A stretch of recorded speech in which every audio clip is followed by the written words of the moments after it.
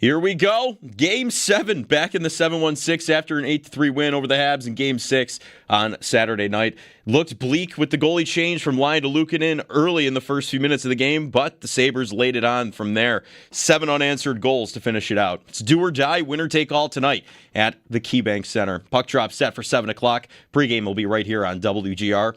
We do have the start to the next series with all others wrapped up. Vegas will take on Colorado in the Western Conference Final starting on Wednesday, and the winner of Sabres Habs will take on Carolina starting on Thursday. That'll be 12 total days of rest for Carolina.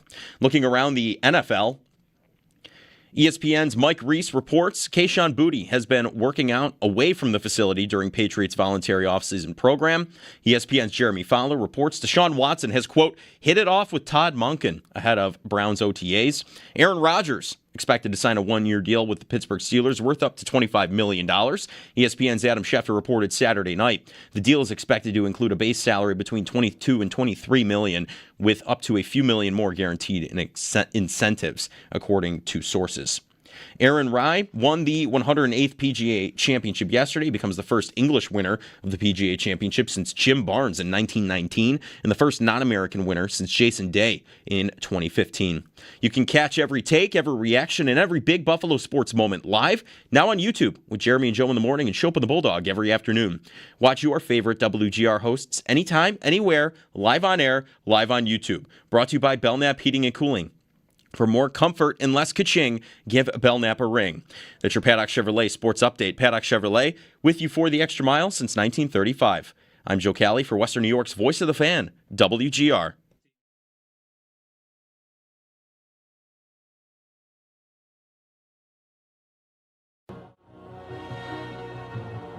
It's Jeremy.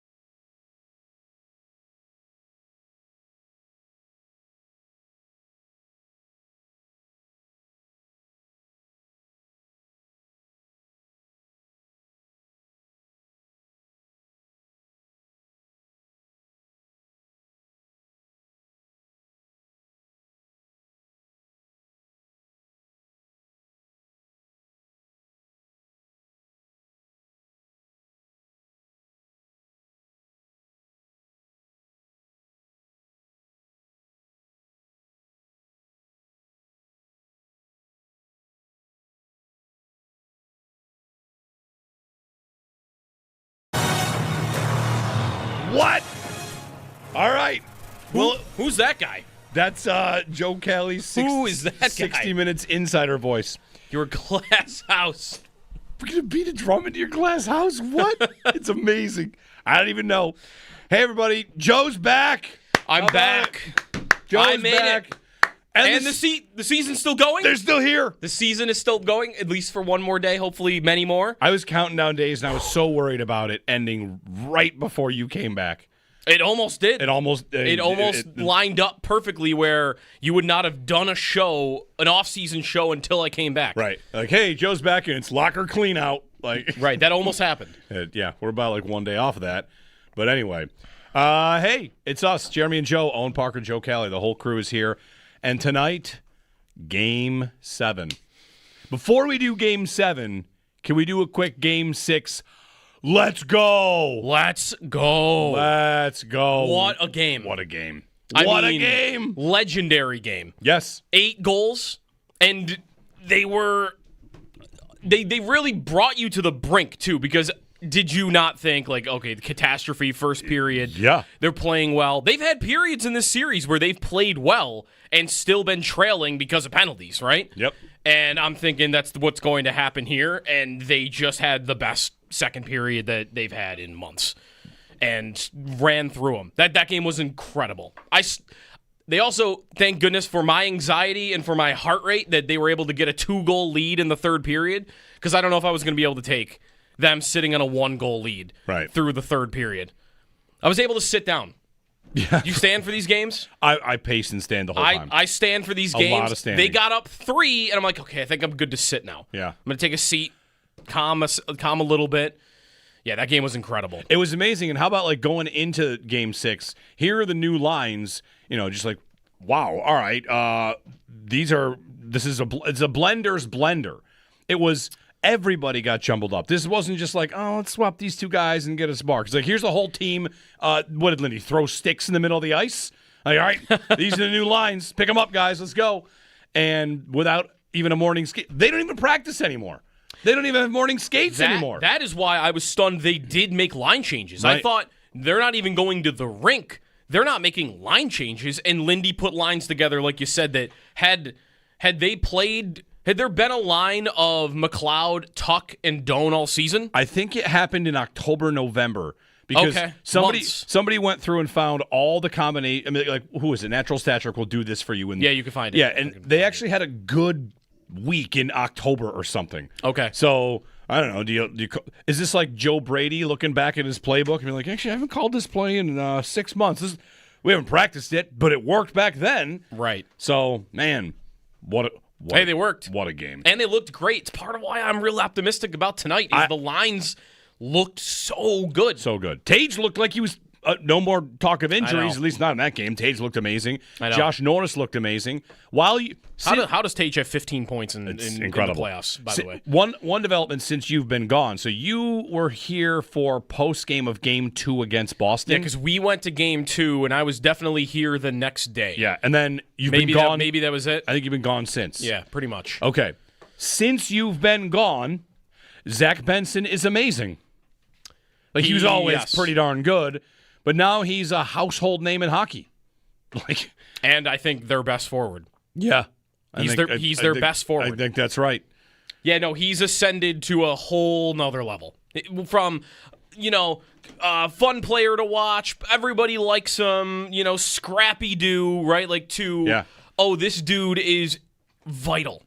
Like, he is... Now, Scrappy-Doo was pretty vital to the Scooby-Doo universe. Yes, that is true. I don't feel like he's Scrappy-Doo anymore, though, because you know what? There were episodes where Scrappy-Doo wasn't in the show. Right. Right? There were probably seasons of Scooby-Doo without Scrappy-Doo. And this dude doesn't take a game off, a shift off. He also, at the moment, is the savior of lines, because he had the fourth line scoring at the end of the regular season. Remember when Carrick scored all his goals? Yeah. Benson was on that line when that was happening. And then he went to Doan and Norris, and what happened? That line started producing. And then, Tage hasn't been able to do anything in this series. Let's put Benson with him. Bam. Best game of the series. Like, he's just the ultimate. He's the best player for getting the most out of your other guys. He's doing everything. And he has 6 misconducts, by the way, in this playoffs, which is funny along the way. Yeah. Yeah, he's like statue-worthy right now. Game 6 was the experience of a lifetime. Like, Game 6 was, I want to thank this team for having this game exist. And who knows if they'll win tonight. 803-0550. You can give us a call on, how you're feeling about it, or anything about Game 7, or anything about Game 6. It is a Game 7 in Buffalo tonight. And like, that in itself is incredible. Game 6 is when, I don't know if the series became more real in Game 4. It's definitely been building and building and building. Mm-hmm. And Game 6 was the first time I got really mad and started to hate Montreal players. I got really upset at the goaltender. Who did you... Oh, Dobish? Yes. As soon as he slashed Dahlin, I was like, all right, now I'll fight you. And it did not take long in this series for him to be a villain for me. Hate him. Hate him now. Xhekaj easy, though, because that's the type of player he is. Yes. And because he scored a goal off of Alex Lyon's wrist and claimed some version of he thought about scoring during the anthem. It's like, well, congratulations. Yeah. You shot a floater at the net that went in. The other two guys that I've grown to detest during the series are Caden Goalie. Yes. That's a lot of the diving stuff, right? Like, the Oscar goes to Caden Goalie. Yep. And Bolduc. I don't have a reason. Just the guy's just around. He's good. Things that make me upset. Bolduc.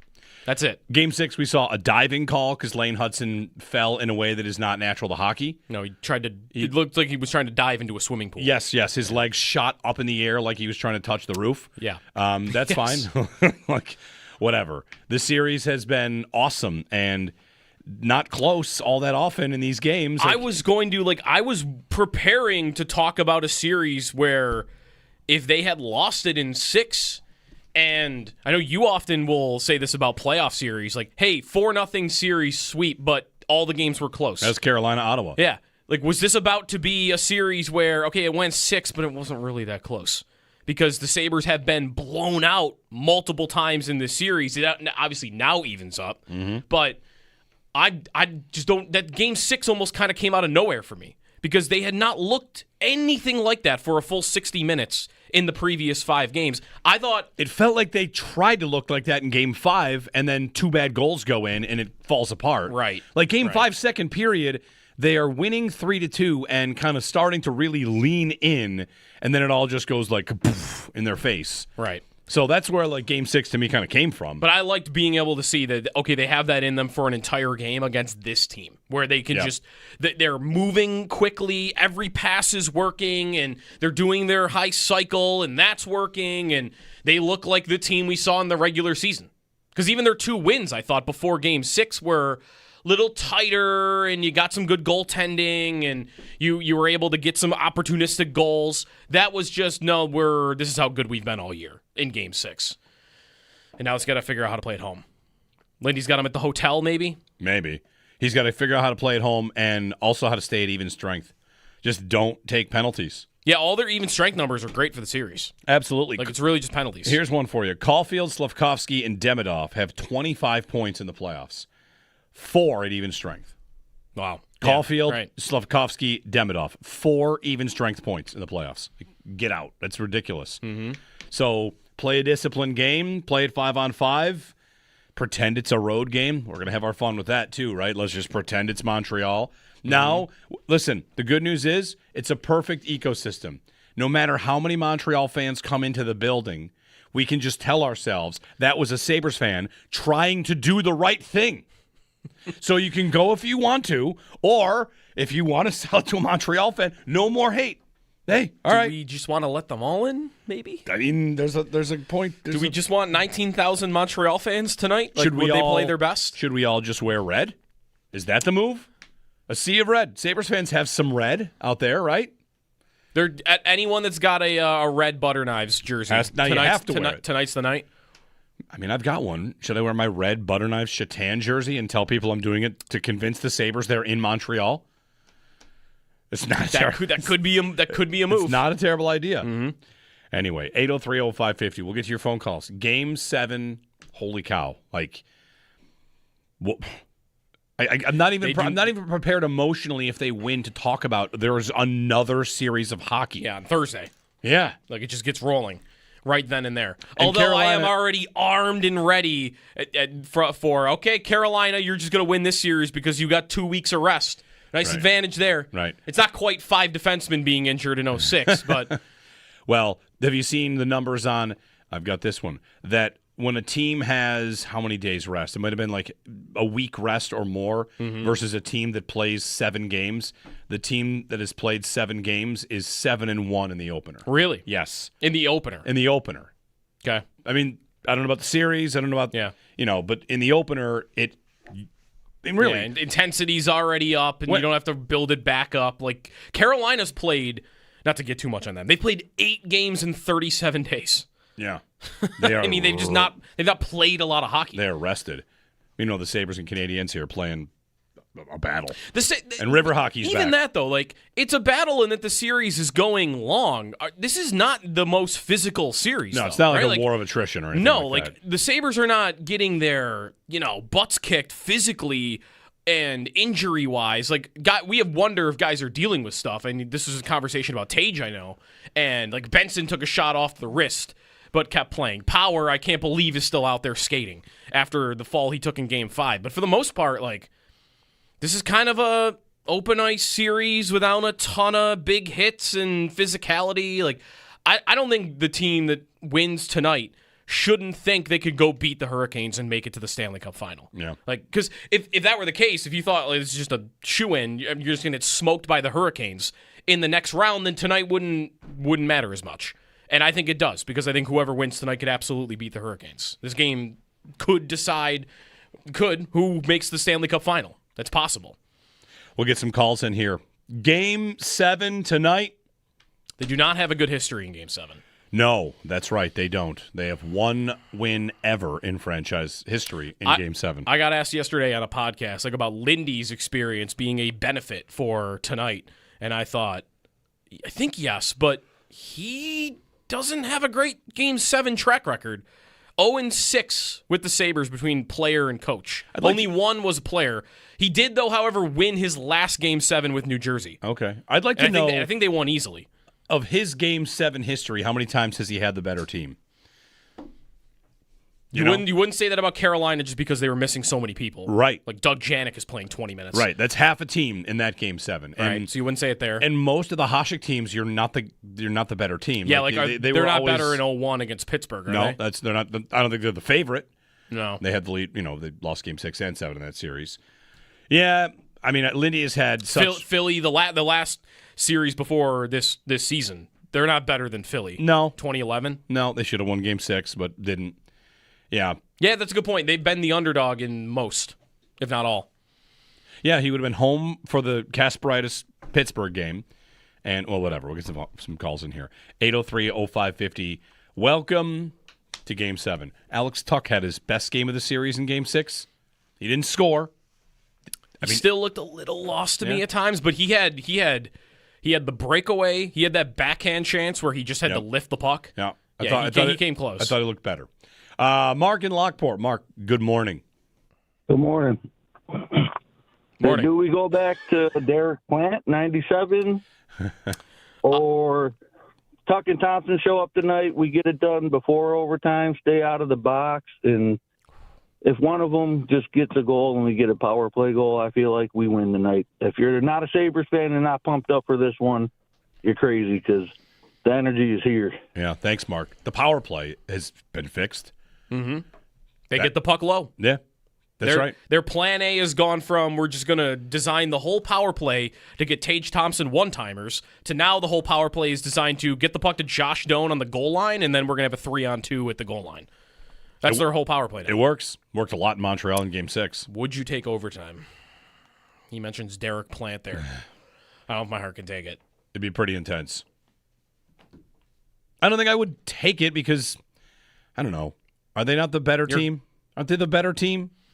The Sabres are the better team that have been battling goaltending. In the series so far, if you did just like goals above expected, saved above expected in this series, Montreal's been getting the saves. One of your most impressive stats is in Game 6, Dobish's goals saved above expected was a positive.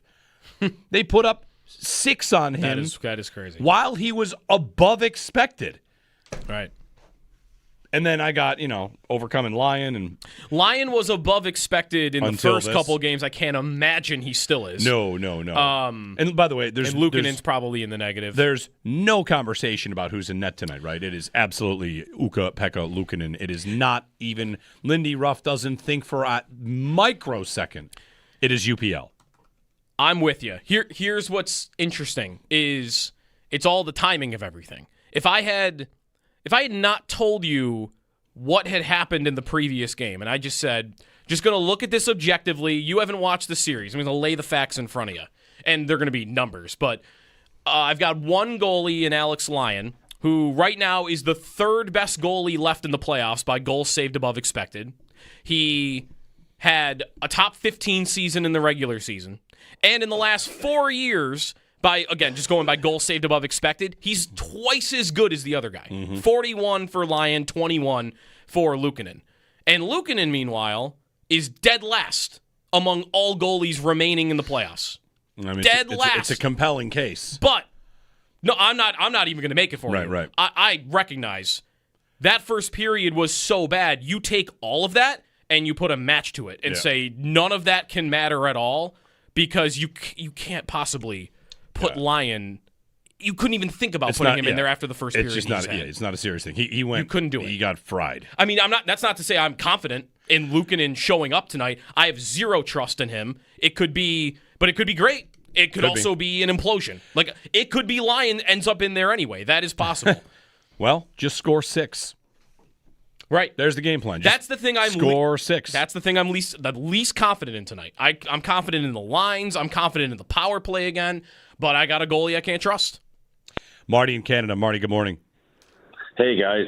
You guys are actually talking your way, and I see it the same way for the Habs. Like the way Dobish played last game, it's really hard for a fan to feel confident about tonight's game.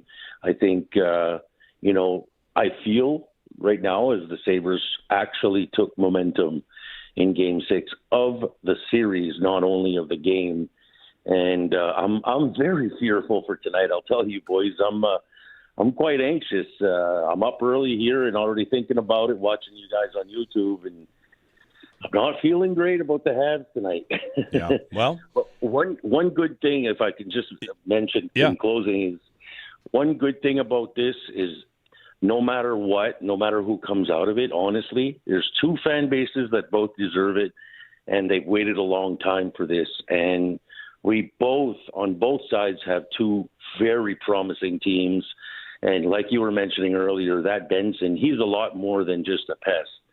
He's got talent, you know what I mean? And it's impressive. So all around, like, you guys are fun to watch. And to all the fans tonight on both sides, I just want to wish everybody a good game. And thank you for respecting Canada. And I appreciate your show. Thanks, Marty. Yeah. Thanks, I mean, Marty. like, I do want to have, and I will throughout. Marty just promised me not that you won't be upset about this, but we are at some point going to talk about Montreal fans, the mecca of hockey, the things that were said about Montreal, and how amazing the fans would never leave a game if it was, and then they left. We might have some time to dedicate to that. No, but it's been wild. And a Game 7 here. Montreal, they played Game 7 earlier in these playoffs and won with 9 shots on goal. I do not think that will happen tonight. No, you would sign up for Montreal only having 9 shots on goal tonight? I don't think they'll only have 9 shots, and I don't think if they had 9 shots, they would beat the Sabres. But, hey, that Tampa probably thought the same thing. Game 7. What a year for the Atlantic Division, really. Like, these 3 teams, and now someone's going to go on to play Carolina. So, man. Yeah, no, justice in what the regular season told us is that these 3 teams are all amazing. And they went to 7 in round 1, and they're going to 7 in round 2, and maybe Buffalo and Tampa would have gone to 7 also. Like, there's not a lot. I think I agree with you that the Sabres are the better team. They're the better team. I don't think it's by a lot, though. No. Like, because really... No, I think they're better at 5-on-5, and Montreal's generally better on the power play, and Montreal's high end might be a little better. But even that, like, that's what's interesting about this series is here we are sitting in Game 7, and I don't feel like any of the best players on either side have been at their A game. Yeah. Like, Thompson's got the points, but I'm not going to start to tell you he's been at his A game all series. And who's honestly, the Montreal top line, if you look at their stats at 5-on-5, like you mentioned how good they've been on the power play, you look at their 5-on-5 stats for the playoffs, both rounds. They haven't showed up at all. Like, they're still here because of, like, Alex Newhook. Who's the Montreal player you're most scared of when they have the puck right now? Because I have an easy answer for this one. Is it Demidov? Yes. Yeah, I might agree with you. He's everywhere. Yeah, he's great. Caulfield is, like, not worried about him right now. I mean, Demidov can do a lot. When he has it, that's when I get the most. I'm standing up. I'm walking away. Yeah. And he's hot now, too. Yeah. Like, he woke up, and now it's like, oh, boy, that could get scary. Hudson, for me, is horrifying. I was going to say Hudson, but Benson's done a lot for me with that. Like, Benson is almost always out there. At least this is just gut analytics, like what I'm seeing. Benson's always out there when Hudson's out there, and I feel like Benson is winning that battle a lot. Yeah. Especially I totally when agree. he has the puck, he's just not letting Hudson get it from him. Early in Game 5, there were, 4 or 5 shifts where Benson just punked Hudson down low in the zone and just making him play defense, right? What's the easiest way to do, to stop a guy like that? Make him play D, and Benson has been great at that. But when he's got the puck and he's wheeling around that blue line, it is like anything is possible for him. So he scares the bejesus out of me with the puck on his stick. But there's a bunch of guys. But the Sabres have been doing, like you mentioned, Joe, the Stars have not come out to play, really, aside from the power play in this series. Right. And so that's got to make you feel pretty good. good. What would a Montreal fan say to that same question right now? Would they say Benson? Probably. Who scares you the most right now when they have the puck? Yeah. It probably would be him. Probably Benson, yeah. How about the game from Dahlin? It could be Dahlin, too. Unbelievable. Most points by a defenseman in an elimination game ever. Let's make it ever. I got a stat of the day. Bobby Orr played in this league. Let's get the stat of the day because this is a Dahlin stat, and it's take it around, take it to the water cooler, take it to the party in the plaza today. Take it with you where you got to go. Here comes the stat of the day on Rasmus Dahlin.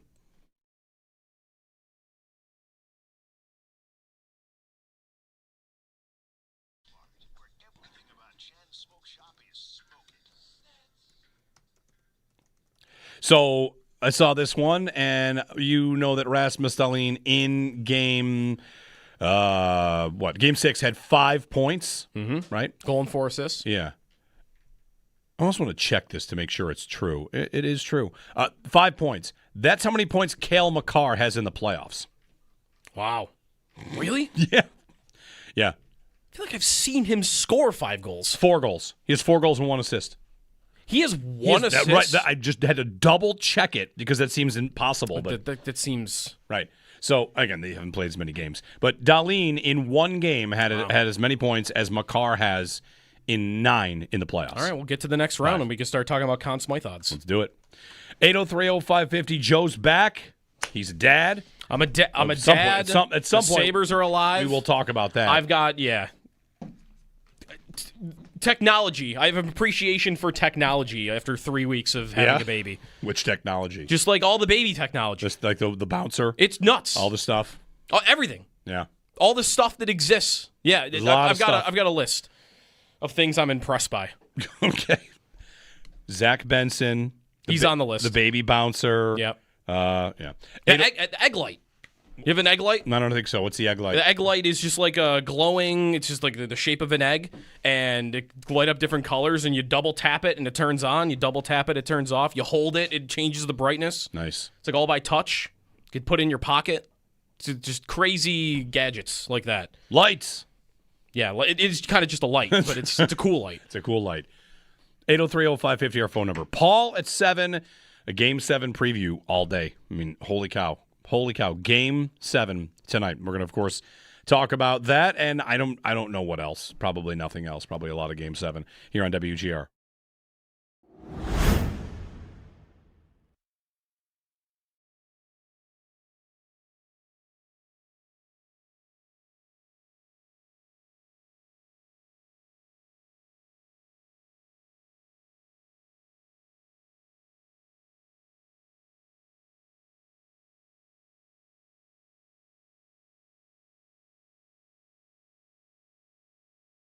Okay. Since you've been gone, Zach Benson is amazing. Like he was always pretty darn good, but now he's a household name in hockey. And I think their best forward. Yeah. He's their best forward. I think that's right. Yeah, no, he's ascended to a whole nother level. From, fun player to watch, everybody likes him, scrappy-do, right? This dude is vital.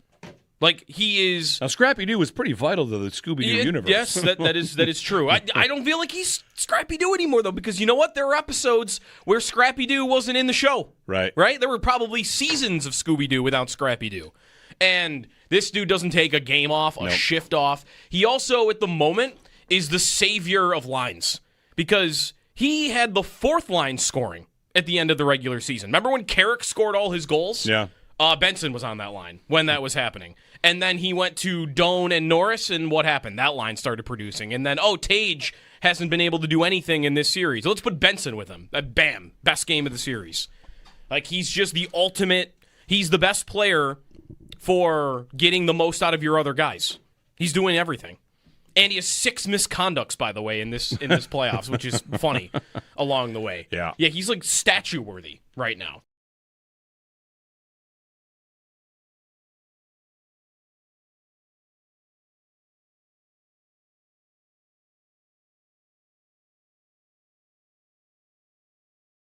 Before we do Game 7, can we do a quick Game 6?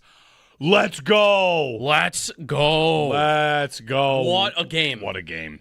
A game! Legendary game. Yes. 8 goals, and they really brought you to the brink too, because did you not think, like, okay, the catastrophe first period, Yeah. they're playing well. They've had periods in this series where they've played well and still been trailing because of penalties, right? Yep.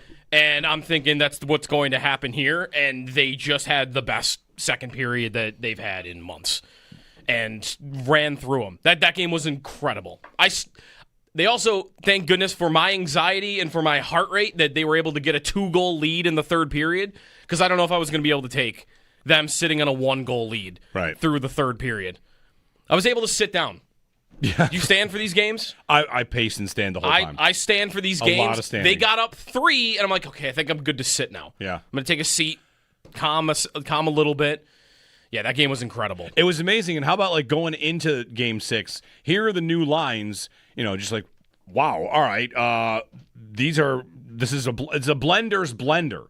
It was everybody got jumbled up. This wasn't just like, oh, let's swap these two guys and get a spark. It's like, here's the whole team. What did Lindy throw sticks in the middle of the ice? Like, all right, these are the new lines. Pick them up, guys. Let's go. And without even a morning skate, they don't even practice anymore.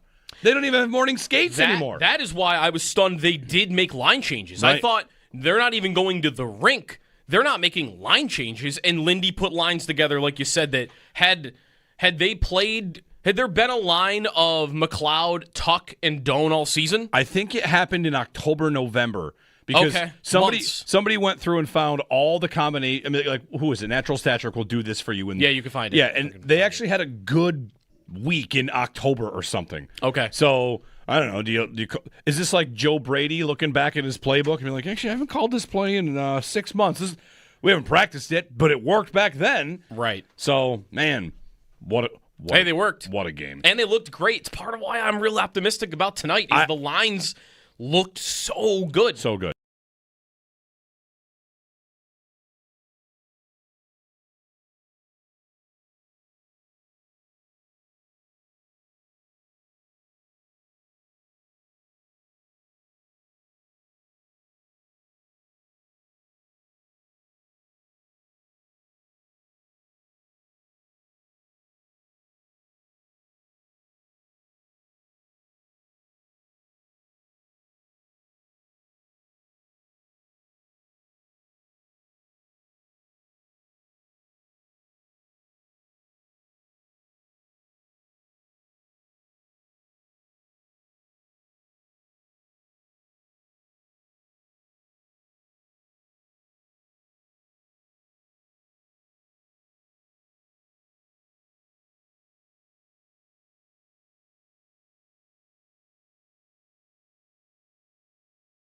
This group is going to stay out there. Fowler behind the net, and the Montreal Canadiens stand behind the net. Just holding the puck. The clock runs out. Somebody call the Undertaker. The Buffalo Sabres are far from dead. They're alive. They're alive. And they're going to Game 7 in Buffalo. Here we go. Game 7 back in the 7-1-6 after an 8-3 win over the Habs in Game 6 on Saturday night. Looked bleak with goalie change from Line to Luukkonen in the first few minutes of the game, but the Sabres laid it on big from there. 7 unanswered goals. It's do or die, winner take all tonight at KeyBank Center. Puck drop set for 7:30. Pregame will be right here on WGR. We do have the start of the next series with all others wrapped up. Vegas will take on Colorado in the Western Conference Final starting on Wednesday. And the winner of Sabres-Habs will take on Carolina starting on Thursday. That'll be 12 total days of rest for Carolina.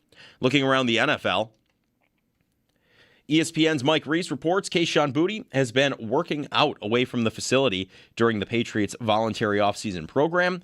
ESPN's Jeremy Fowler reports Deshaun Watson has, quote, hit it off with Todd Monken ahead of Browns OTAs. Aaron Rodgers expected to sign a one-year deal with Pittsburgh worth up to $25 million. Adam Schefter reported on Saturday night. Aaron Rai, he won the 108th PGA Championship yesterday. He becomes the first English winner of the PGA Championship since Jim Barnes in 1919 and the first non-American winner since Jason Day in 2015. You can catch every take, every reaction, and every big Buffalo sports moment live now on YouTube with Jeremy and Joe in the morning and Shope and the Bulldog every afternoon. Watch your favorite WGR hosts anytime, anywhere, live on air, live on YouTube. Brought to you by Belknap Heating and Cooling. For more comfort and less ka-ching, give Belknap a ring. That's your Paddock Chevrolet sports headlines. Paddock Chevrolet, with you for the extra mile since 1935. I'm Joe Cali for Western New York's Voice of the Fan, WGR.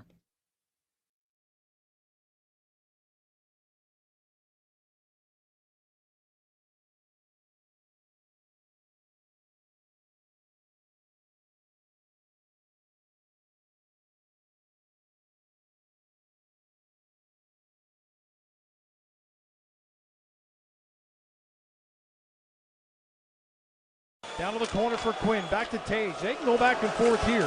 Not challenged. Oh, scores! What a blast from Quinn! That was an unbelievable goal from Jack Quinn on the power play. And the Buffalo Sabres, on his second power play goal of this game, take a 6-3 lead. Jumping Jack Quinn with the ripper. One of your moments of the game. Firth moments of the game brought to you by Firth Jewelers. So the moments in your life go forth to Firth. Justice for Jack Quinn, who had certainly deserved a goal or two. Shouldn't his nickname be Jack the Ripper? Yes. That was just kind of sitting there in that call. Like Jack the Ripper. I mean, he's got to score for that to be the case, and now he has done that. Thanks, nice little parlay I had. 2+ goals for Jack Quinn last game. I mean, he was banging on the door the whole playoffs, right? Your daughter's college fund starts early. That's right. Yeah, right into the 529. Yeah. There was no way he was going to end the playoff. I just couldn't fathom this dude is not ending the playoffs with 0 goals. He had so many chances. Should he have not had either one though? By the way, like they're great shots, but should Dobish have had both of them? I know the Sportsnet broadcast was really like he's going to want that one back. On the first one especially. The second one is a tip your cap, like holy cow. Yeah, but he's just at such a bad angle. Yeah, right. It's a great shot. He's had a bad angle. Is really what the problem was. The real problem one is the first one. The first one's worse. It's worse. It's still a great shot. It's posted in. It's unbelievable. But the second one is just like you're not really ready for the Rockstar Zone wire show from there. Right. It's kind of a fair. There are times where, like you said, Jeremy, you're just like, all right, that's fine. The game. You play the percentages, and the percentages say that's not happening, and then it happens, and you gotta go like, all right, that's the gig. That line's been awesome in the last couple. I mean, Zucker I think has been better. I mean, he wins that battle to create the 2-on-1 on Helenius' goal. That line came to life when Helenius went on it. Like yes, really, it did. Yeah, really, that's it. Helenius is awesome. So good. He's awesome. Helenius? Helenius. Yeah, use. The word use. Helenius. In the second part. 3 syllables. He said it. It's Helenius. Helenius. Yeah. I'm sorry. I'm just going to play amazing defense and then all the time find myself in position to score. Yeah. Sounds good. And he also deserved... Doing it at center. I don't think he was playing center when he was here in January. No, and he is now. And that line has been great since he showed up on it. In fact, I was just telling you during the break, there's a guy that does a bunch of like hockey coaching stuff, advanced numbers. His name is Jack Han, and coaching consultant in the NHL. And he did a thread about Helenius and how what he brings to the Sabres through the middle and how they can change their lines with him in there has exposed Montreal's transition defense, and it's a very, very key reason why all of a sudden the Sabres look better. Like, he goes in, and you're better. So he'll never go down again. They just had like a guy capable of playing like second line center, just chilling role, just waiting, popped right into the series. That is insane. It's kind of what Ostlund did in the Boston series, even though he got knocked out. Like a guy came in, a young guy, and he's just up to the task. The young guys. I don't want to make this about more than tonight, but there'll be time for this. The young guys have me so hopeful about like the ceiling for this team because the playoffs. The veterans have let you down more than the young guys have, right? Like, and some of them haven't played a lot. Like, Helenius didn't play a ton, but he's looked great in the games he's played. Ostlund's looked great in the games he's played. Benson's looked great in the games he's played. Like, really, Tuck and Tage and even, like, Dahlin, if you just want to look at the penalties. Like, those are the guys I've had questions about. All the young guys have been pretty trustworthy, I would say. 803-0550, Jeremy and Joe. Some more river hockey on the slate tonight, and the forecast is for it to be like 80. It's going to get 86. It's going to get to 90 possibly today. Maybe 90. I saw 86, so yeah, maybe. And down by the arena for the game tonight, you're talking shorts and T-shirts. It's going to be warm. Really nice. Dominic is up next. Dominic, good morning. Hey, how's it going, guys? Morning. Great. First, congrats, Joe, on your child and your parlay. Thank you. And your parlay. Exciting news. Thank you. Yeah, no problem. Just about Helenius. Every time I was watching game, I have something else to say, but you guys are talking about Helenius, so I just wanted to add, every time I was watching Game 6, I'd be like, who is that? And 94 was, on the back of the jersey. He was everywhere. He was every play that something was happening, it looked like he was there and on the ice. The other thing I was going to say about the whole, home field or home ice kind of craziness with these two teams, because Montreal and Sabres, both similar teams, both have similar not good home ice records. And I was wondering if maybe we start implementing a football kind of crowd rule where it's be quiet because they're fast teams. They pass a lot, so they probably want to communicate when they have the puck, and be more quiet when our team has the puck and really, really loud when Montreal has the puck so they can't communicate. And that was just a little theory I was throwing around to figure out what's going on with this home ice nonsense. It is. And lastly, go ahead. I was just going to say lastly, tonight's really UPL. If UPL's good, we win. If UPL has it's the bipolarness of him. If he's on the game, I think we win. But anyway, what were you saying? Thanks, Dominic. I was going to say, what's everyone's best explanation for the home and road thing? It is happening throughout the entire East. It's not just these two teams. Tampa was bad at home, and Montreal was bad at home in the first round. And I would imagine Carolina is the only team with a winning record on the East at home. Yeah, that's probably right. Paul had the stat that it was probably before this last game. I think the home team in the Eastern Conference is 12-21, 9 games under 500. Now, that might all be Buffalo and Montreal. Well, no, Boston, if it's 12-21 and Carolina's 4-0, that means the rest of it is 8-21. Maybe, everybody else has been pretty poor. I mean, Boston was winless at home. Right. Sabres won 3 games there. Right. Montreal won 2 out of 3. I saw a Montreal writer suggest maybe that the atmosphere in Montreal is too intimidating for the Canadians. I don't think you really have to explain it away in any sort of fashion. I don't have a nice tidy little explanation on why it is how it is, but hopefully tonight the Sabres can win at home. Florida, by the way, has won the Cup. I think it was last year where they went on the road in every series. They didn't have home ice in every series they played. Yeah, they're the 8 seed, right? Yeah. I mean, you're hearing the same explanation, I think, from Lindy, from Dahlin, from I think St. Louis had maybe the same, which is it's the same explanation. It's, while at home maybe there's a little bit more of an appeal to entertain and to not keep things as simple. I would like to push back on that. The Sabres played like the Globetrotters on Saturday night. Right. They did not play a simple game. Right. They were like, watch this, and then they danced all over Montreal's faces. Right. I will, however, admit the other explanation you get is when you're at home, there's people and distractions and there's tickets. Right. And people staying at your house. Yes, I heard yes. is, and then an excuse. What? Sure enough, what was the story from Montreal ahead of Game 6? That they were going to go home. And they were going to stay. They were not going to do anything special. They're going to sleep in their own beds. I saw this and thought... After Game 6? No, before Game 6. Before Game 6. They weren't going to do the thing that maybe the Sabres did last night where they all stayed in a hotel. Who knows what they ultimately did. Maybe we'll find out in time. But Montreal, sure enough, they're feeling confident enough. They didn't do anything special. Then they lost the second game at home. And I'll tell you, between Game 4 and Game 6 in Montreal, they have this series. And sure... Next year, future years, you're talking about the youth of this team. We should never think about them as overpowered by any environment. They'll be fine, right? Right. They'll be fine. They're going to be tough road games in the future, maybe in Carolina, maybe in Colorado this playoffs, maybe next year they're going into I almost said Toronto, but whatever, that's a long rebuild. But Montreal's kind of the peak Montreal's atmosphere. And you can win there. Yeah. You can win there. Sure, it's intimidating. It took them apart in Game 3, and then they bounced back and won 2. So, I think of how satisfying it must have been for them, because let's all circle of trust here. Raise your hand if you went into Saturday thinking I think they're maybe out of gas. I think it was right over. Before it was 3-1. Just going into the night. Everybody in Montreal thought it was going to be their night, and I might have been one of those people too, thinking we'll see what happens. And then Rasmus Dahlin, 30 seconds in, okay, let's not operate like that. I should partially say that. I didn't know how well they'd play. I had confidence because I thought their better goalie was playing. Right. And then it was the opposite. They played amazing, and that goalie had the worst period of all time. One of it, But yeah, no, I thought that it would at least be close. I didn't think the Sabres would come out and run them over like that. Because all 3 periods, they were the better team, I thought.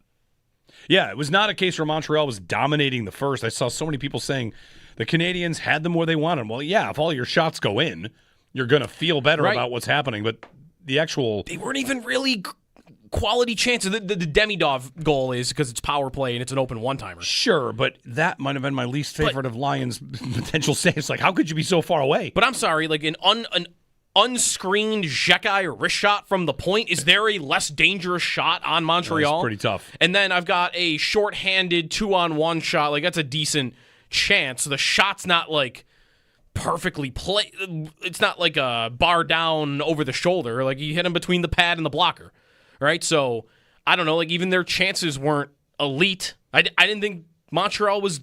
I don't think they showed up. I don't think they showed up at all. I think the building was buzzing and they had been scoring goals because Lyon completely imploded. And that was it. The Sabres showed up to win that game and we're going to be the better team 10 times out of 10. 803-0550. JFG, as they say. So many sayings. We're getting a new shirt out of that one. They win this game, there's going to be JFG shirts all over the place. And maybe the towel will say JFG? No, it's not too bad. Did you see the towel for tonight? No. I believe I saw a picture of the Sabres dog. What's the Sabres dog's name this year? I don't remember. But him sitting next to the towel. Dogs will be dogs? Everybody ropes, everybody rides. Okay, they had that one before. That one happened already? They had an everybody ropes. What game was that for? That was game 2 of this series because I okay, never mind. I thought that was the towel for game 7. Because dogs will be dogs is not a bad one. DOGS will be DAWGS. Sure. Doesn't matter if you want it. How have you been sleeping? Not as bad because my daughter Mabel has been, I think, knock on wood, has been sleeping pretty darn good. Okay. Well, so I've been like as well as you could expect. Yeah. Like, I'm not sleeping as much as the normal person, but I'm sleeping more than you would expect. You're going to learn phrases like the 4-month sleep regression. There's one. 4-month sleep regression. 4-month sleep regression? I think that's like a pretty common one. So it's 3 months. You're never out of the woods. Uh-oh. I got 5-year-olds. That's, Anyway, 803-0550. Joe's back. Gang's all here. Drum banger draft. JFG. Game 7 tonight here on WGR.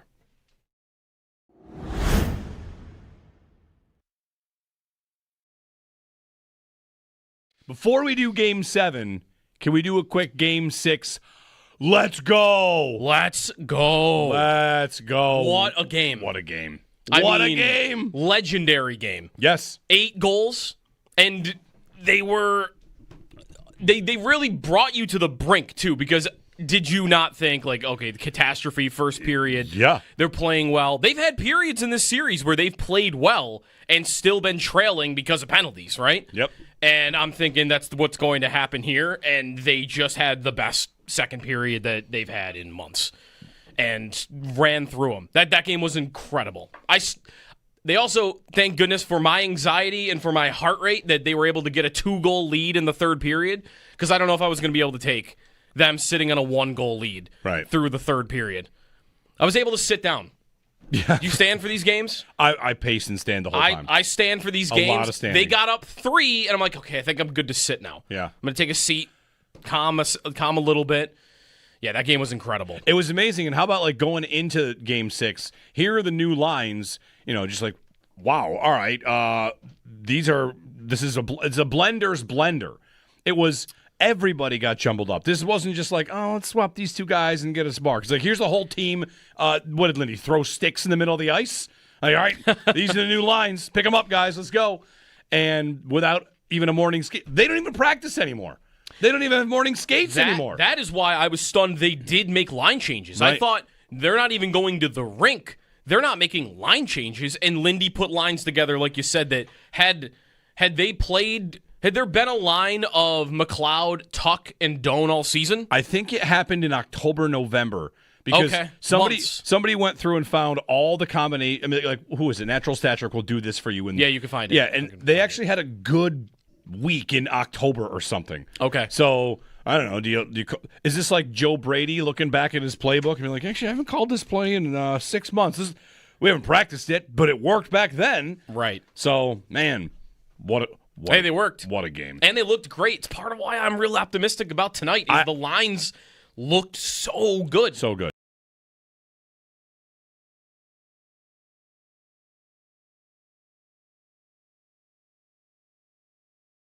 line came to life when Helenius went on it. Like, Yes, really. it did. Yeah. Like, really, that's it. Helenius is awesome. So good. He's How you awesome. do? Helenius? Helenius. Yeah, like use. The word use. Helenius. In the second part. 3 there has been syllables. throwing He me. said it. It's Helenius. Helenius. Helenius. I'm sorry. I'm just going to play amazing defense and then all the time find myself in position to score. Yeah. Sounds good. And he also deserved. Doing it at center. I don't think he was playing center when he was here in No, January. and he is now. And and that line has been great since he showed up on it. In fact, I was just telling you during the break, there's a guy that does a bunch of like hockey coaching stuff, advanced numbers. His name is Jack Han, and coaching consultant in the NHL. And he did a thread about Helenius and how what he brings to the Sabres through the middle and how they can change their lines with him in there has exposed Montreal's transition defense, and it's a very, very key reason why all of a sudden the Sabres look better. Like, he goes in, and you're better. So he'll never go down again. They just had like a guy capable of playing like second line center, Just chilling. role, just waiting. popped right into the series. That is insane. It's kind of what Ostlund did in the Boston series, even though he got knocked out. Like, a guy came in, a young guy, and, he's just up to the task.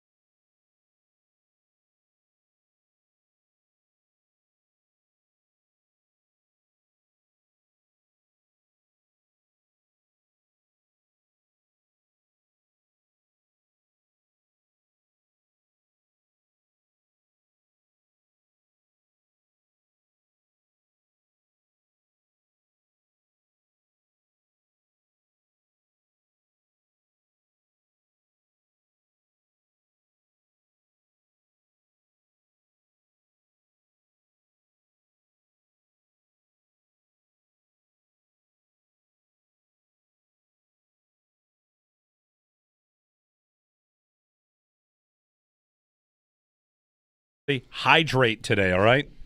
Hydrate. So you get near 90. Yeah. It's probably going to be great, though, by the time puck drops. Like, if you're going Canal Side tonight to watch the game, like, what's it going to be at 8 o'clock, 8:30 by the water? 76 and it's going to nice, be breezy. It's going to be amazing, I bet. Yeah. 803-0550.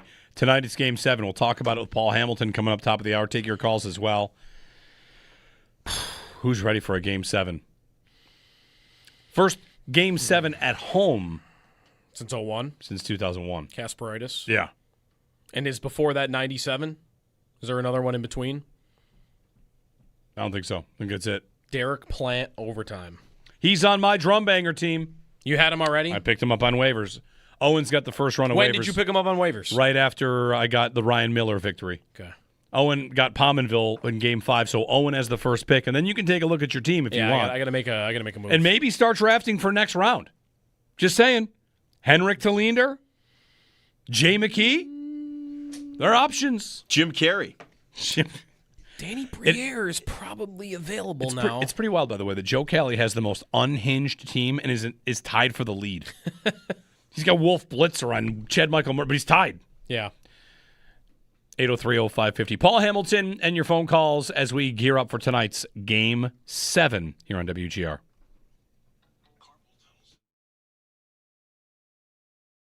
Okay. Since you've been gone, Zach Benson is amazing. Like, he was always pretty darn good, But now he's a household name in hockey. And I think their best forward. Yeah. He's their best forward. I think that's right. Yeah, no, he's ascended to a whole nother level. From, fun player to watch, everybody likes him, scrappy-do, right? This dude is vital. He is. Now, Scrappy-Doo was pretty vital to the Scooby-Doo universe. Yes, that is true. I don't feel like he's Scrappy-Doo anymore, though, because you know what? There were episodes where Scrappy-Doo wasn't in the show. Right. Right? There were probably seasons of Scooby-Doo without Scrappy-Doo. And this dude doesn't take a game off, a shift off. He also, at the moment, is the savior of lines because he had the fourth line scoring at the end of the regular season. Remember when Carrick scored all his goals? Yeah.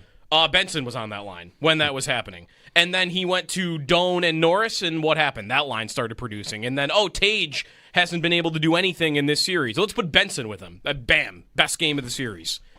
He's just the ultimate. He's the best player for getting the most out of your other guys.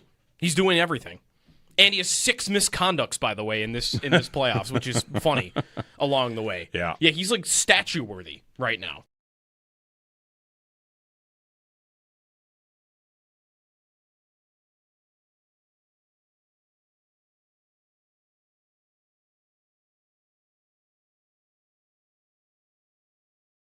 That line came to life when Helenius went on it. Yes, really. it did. Yeah. Really, that's it. Helenius is awesome. So good. He's awesome. Helenius? Helenius. Helenius? Use. The word use. The in the Yeah. second part 3 there. syllables. It's been He throwing me. said it. It's Helenius. Helenius. Yeah. I'm sorry. I'm just going to play amazing defense and then all the time find myself in position to score. Yeah. Sounds good. And he also deserved. Doing it at center. I don't think he was playing center when he was here in No, January. I mean, he is now. And and that line has been great since he showed up on it. In fact, I was just telling you during the break, there's a guy that does a bunch of hockey coaching stuff, advanced numbers. His name is Jack Han, and coaching consultant in the NHL. And he did a thread about Helenius and how what he brings to the Sabres through the middle and how they can change their lines with him in there has exposed Montreal's transition defense, and it's a very, very key reason why all of a sudden the Sabres look better. He goes in, and you're better. So he'll never go down again. They just had a guy capable of playing second line center, just chilling, role, just waiting, popped right into the series. That is insane. It's kind of what Ostlund did in the Boston series, even though he got knocked out. A guy came in, a young guy, and he's just up to the task.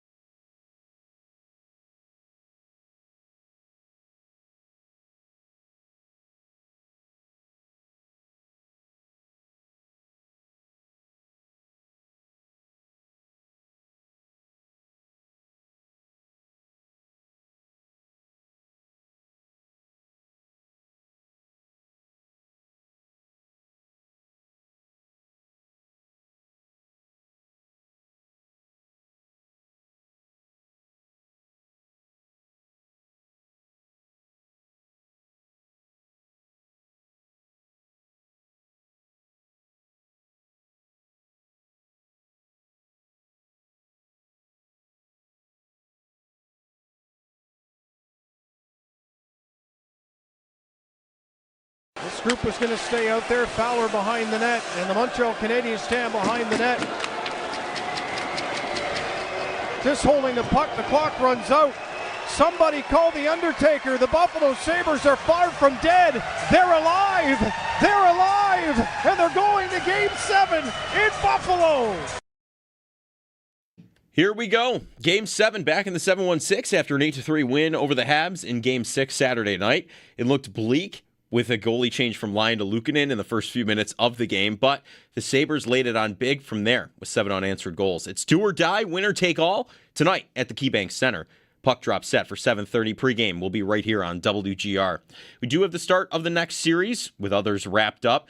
Vegas will take on Colorado in the Western Conference Finals starting on Wednesday, and the winner of Sabres Habs will take on Carolina starting on Thursday. That'll be 12 days of rest for Carolina between their series finish. Around the NFL, ESPN's Mike Reese reports Kayshon Boutte has been working out away from the facility during the Patriots' voluntary offseason program. ESPN's Jeremy Fowler reports Deshaun Watson has, quote, hit it off with Todd Monken ahead of Browns OTAs. Aaron Rodgers expected to sign a one-year deal with the Pittsburgh Steelers worth up to $25 million, ESPN's Adam Schefter reported Saturday night. And Aaron Ray won the 108th PGA Championship yesterday. Ray becomes the first English winner of the PGA Championship since Jim Barnes in 1919 and first non-American winner since Jason Day in 2015. You can catch every take, every reaction, and every big Buffalo sports moment live now on YouTube with Jeremy and Joe in the morning and Show Up in the Bulldog every afternoon. Watch your favorite WGR hosts anytime, anywhere, live on air, live on YouTube. Brought to you by Belknap Heating and Cooling. For more comfort and less ka-ching, give Belknap a ring. That's your Paddock Chevrolet Sports Update. Paddock Chevrolet with you for the extra mile since 1935. I'm Joe Cali for Western New York's Voice of the Fan, WGR.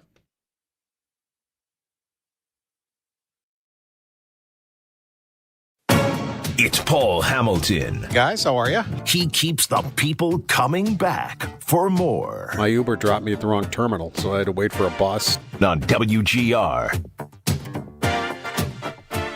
Paul Hamilton joining us. Game 7 tonight. Mr. Paul Hamilton, good morning, sir. Good morning. How are you? Paul, we're great. Joe's back. Jody Biasi's here. Joe Kelly, Owen Parker. What's up? Hi, Joe. How are you? Good Congrats. morning. Thank you. It's good to be back, and I'm glad to be talking to you with the season still going, because that wasn't guaranteed, of course. No, that wasn't guaranteed. Yeah.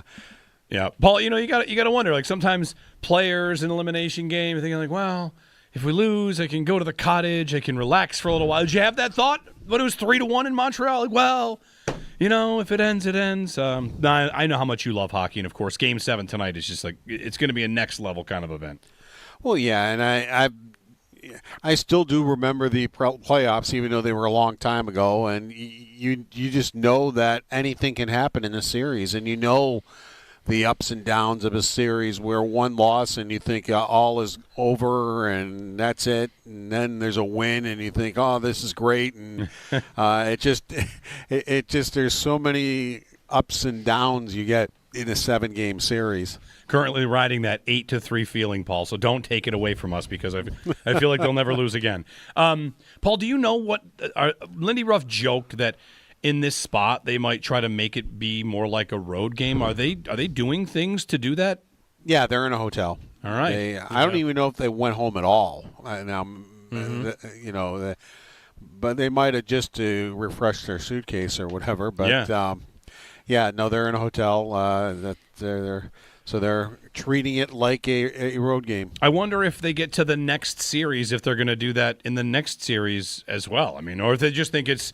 I mean, it happened against Boston, too. They've been so good on the road. I wonder, Paul, I don't know how unique that is. I'm not sure teams do it a lot, but I think it was Ken Danico on NHL Network said that Jacques Lemaire used to do that with them, with the Devils in the playoffs. So, again, I don't think it's a normal thing, but it makes some sense. Playoff season, go away with the team, kind of, and, you're just doing your own thing, as long as the playoffs are going. I'm pretty sure the Bills do that. I was going to say, I think that, football. When they're in the playoffs? Yeah. No, they went to a regular season. Regular season. Regular season.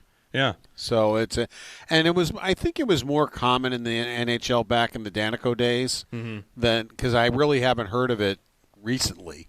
But yeah, I'd heard of it back then. So, and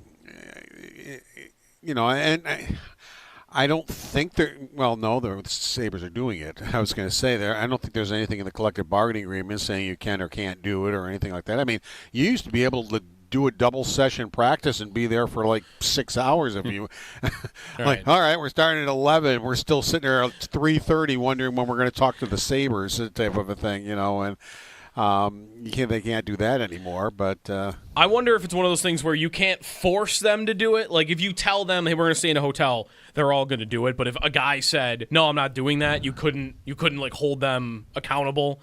Maybe something like that in the CBA, but I'm not sure. Either way, like they're treating it like a road game, Paul. Do you see? I mean, the results are certainly there. Is it clear to you that they do play better on the road in these playoffs than when they're at home?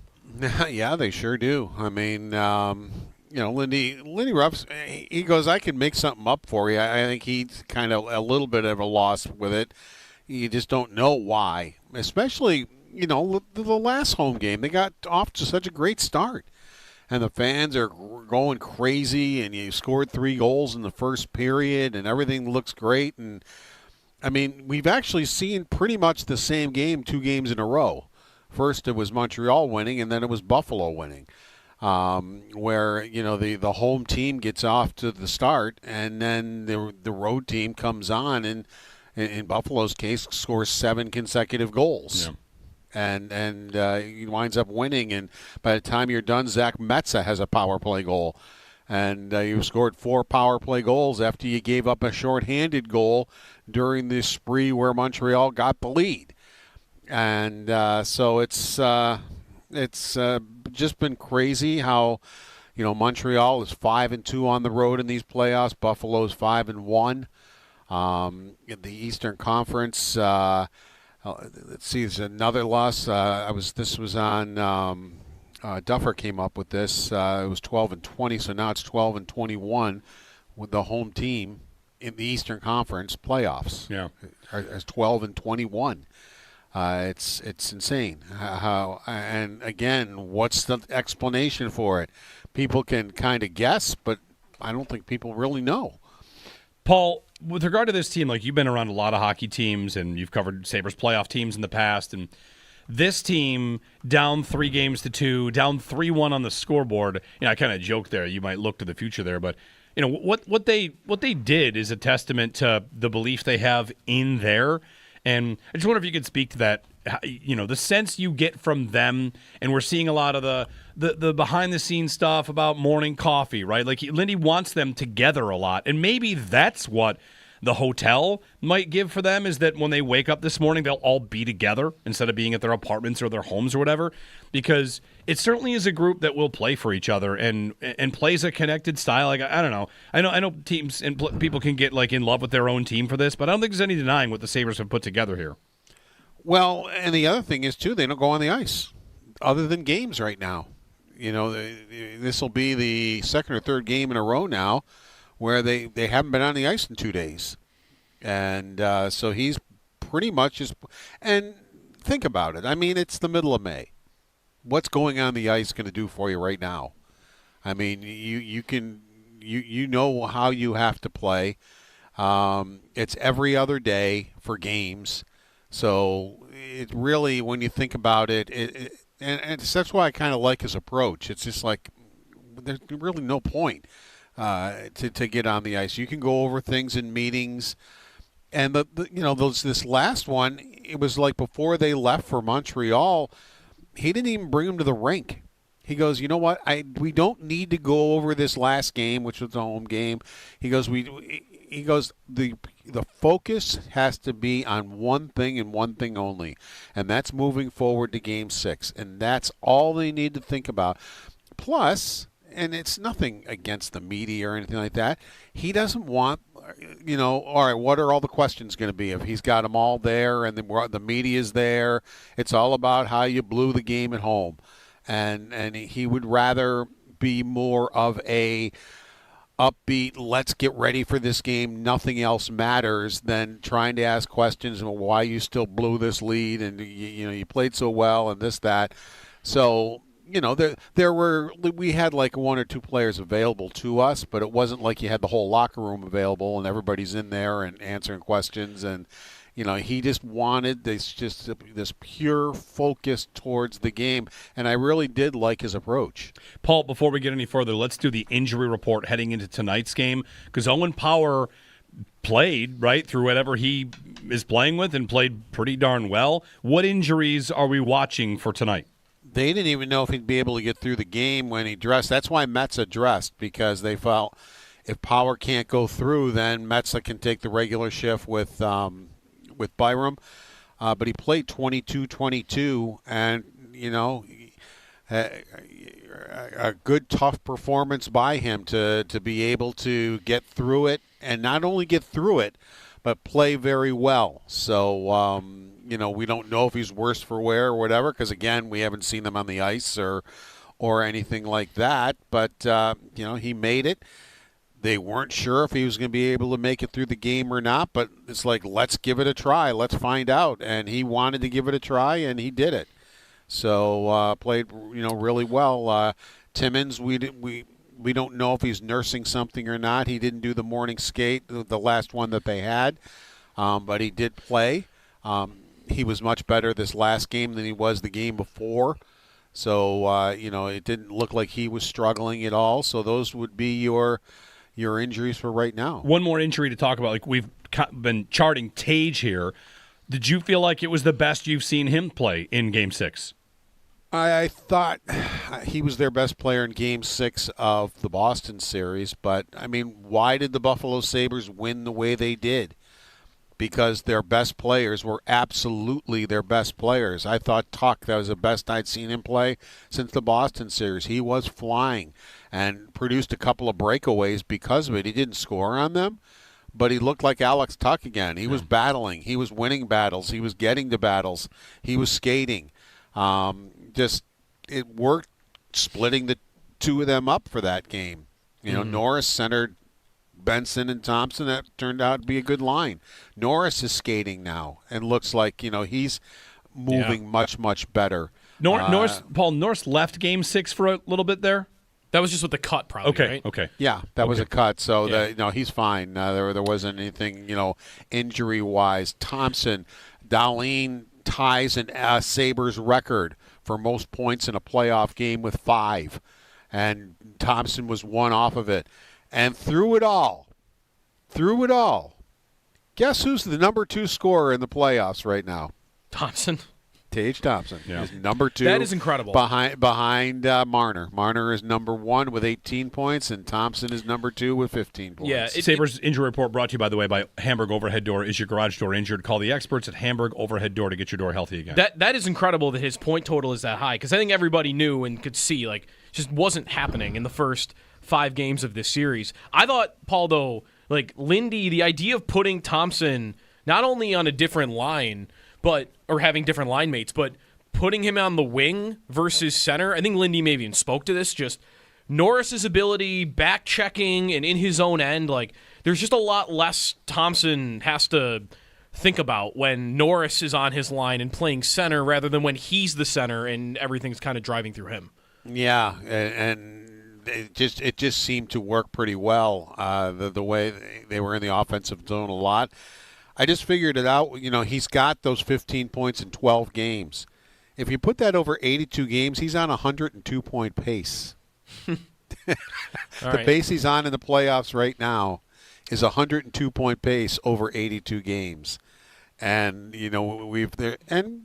I think rightfully so. There's been a lot of hand-wringing in the way he's played throughout the playoffs. But at times he's come through. He's scored a goal off the stanchion, and he had another one off the back wall, but he was there to tap it into the net. So it's just kind of crazy. This whole thing is crazy, but that's what a 7-game series is. Yeah, a lot of craziness, Paul, and of course, what's happened in goal has been crazy as well. Luukkonen going in and stopping the bleeding. He didn't have much work in Game 6, but just talk to us about what's going on in goal. I would think it's got to be Luukkonen tonight. Alex Lyon, he's off the hook, which I'm so glad for him. That would have been probably really tough to deal with if the season comes to an end, and that's how it comes to an end. But it kind of felt like in the moment that their rotation and all that was happening here is really, I don't know, Paul, for lack of a better term, they were turning into pumpkins, right? Like, and now Luukkonen has another chance here for the redemption story. Well, his last 2 road games have been really good. I mean, at the end of the day, he played just under 50 minutes and had an 18-save shutout in those 50 minutes. He played most of that game. It was not Alex Lyon's night, let's face it. The team was not playing poorly, but he let in a couple of goals that shouldn't have gone in, and Lindy Ruff pulled it, and, it just seems like right now both goaltenders are extremely inconsistent, which, of course, would be a problem. So we'll see if, I would have guessed, Luukkonen, yeah, you're right, but we're guessing.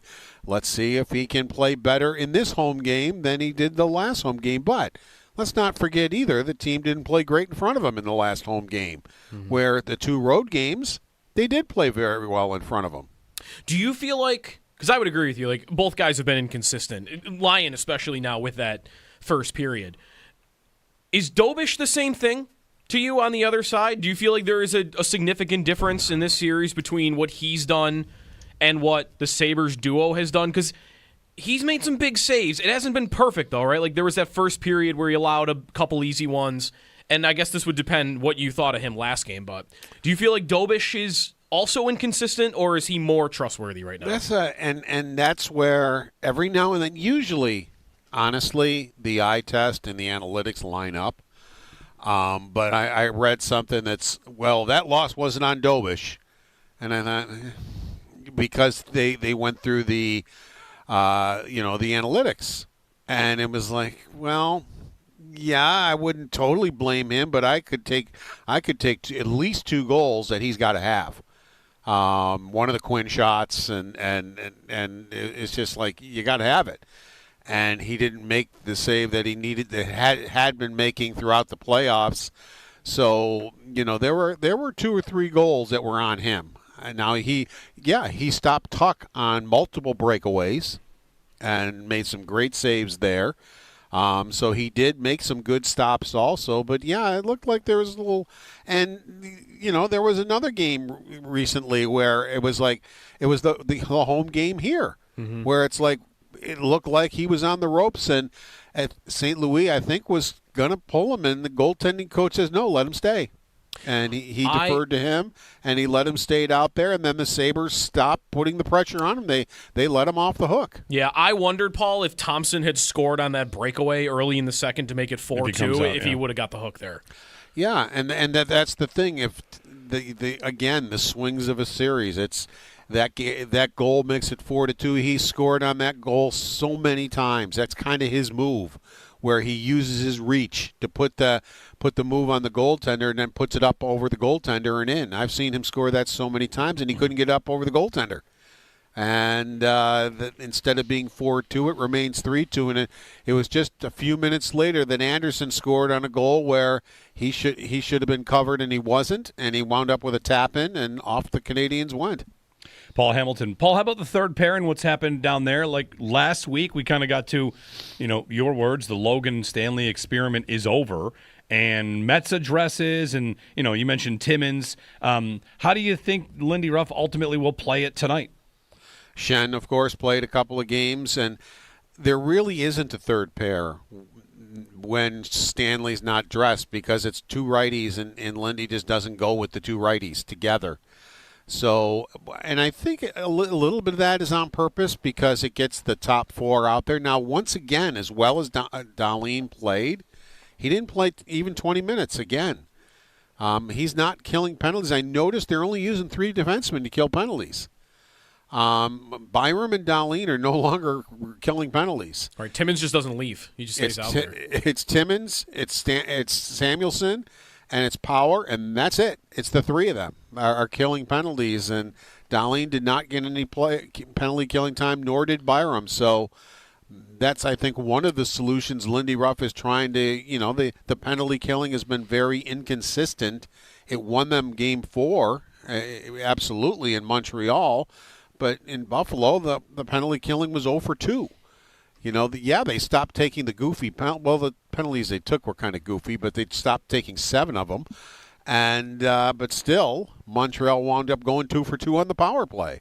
So I think right now the solution is we're going with his 3D, and that's it. Yeah. The thing I guess I would wonder, and I wouldn't expect this, but if the reasoning for Metsä going in was, well, we didn't know if Power would make it through the game, and if there's any more confidence that Power is good to go now, like, would that change the dynamic of whether they dress Metsä or not? Like, I guess that would be the only question, if you even think that is a question.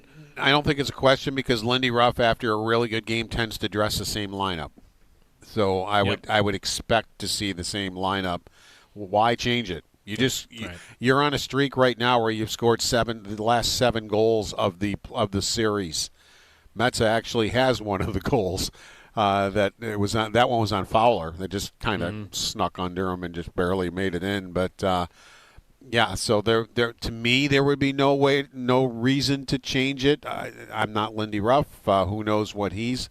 But let's face it, for the most part, he has pushed the right buttons in these playoffs throughout. Well, there's some times where, you think, well, okay. But then, okay, goes, yep, that was the right thing to do. Paul Hamilton.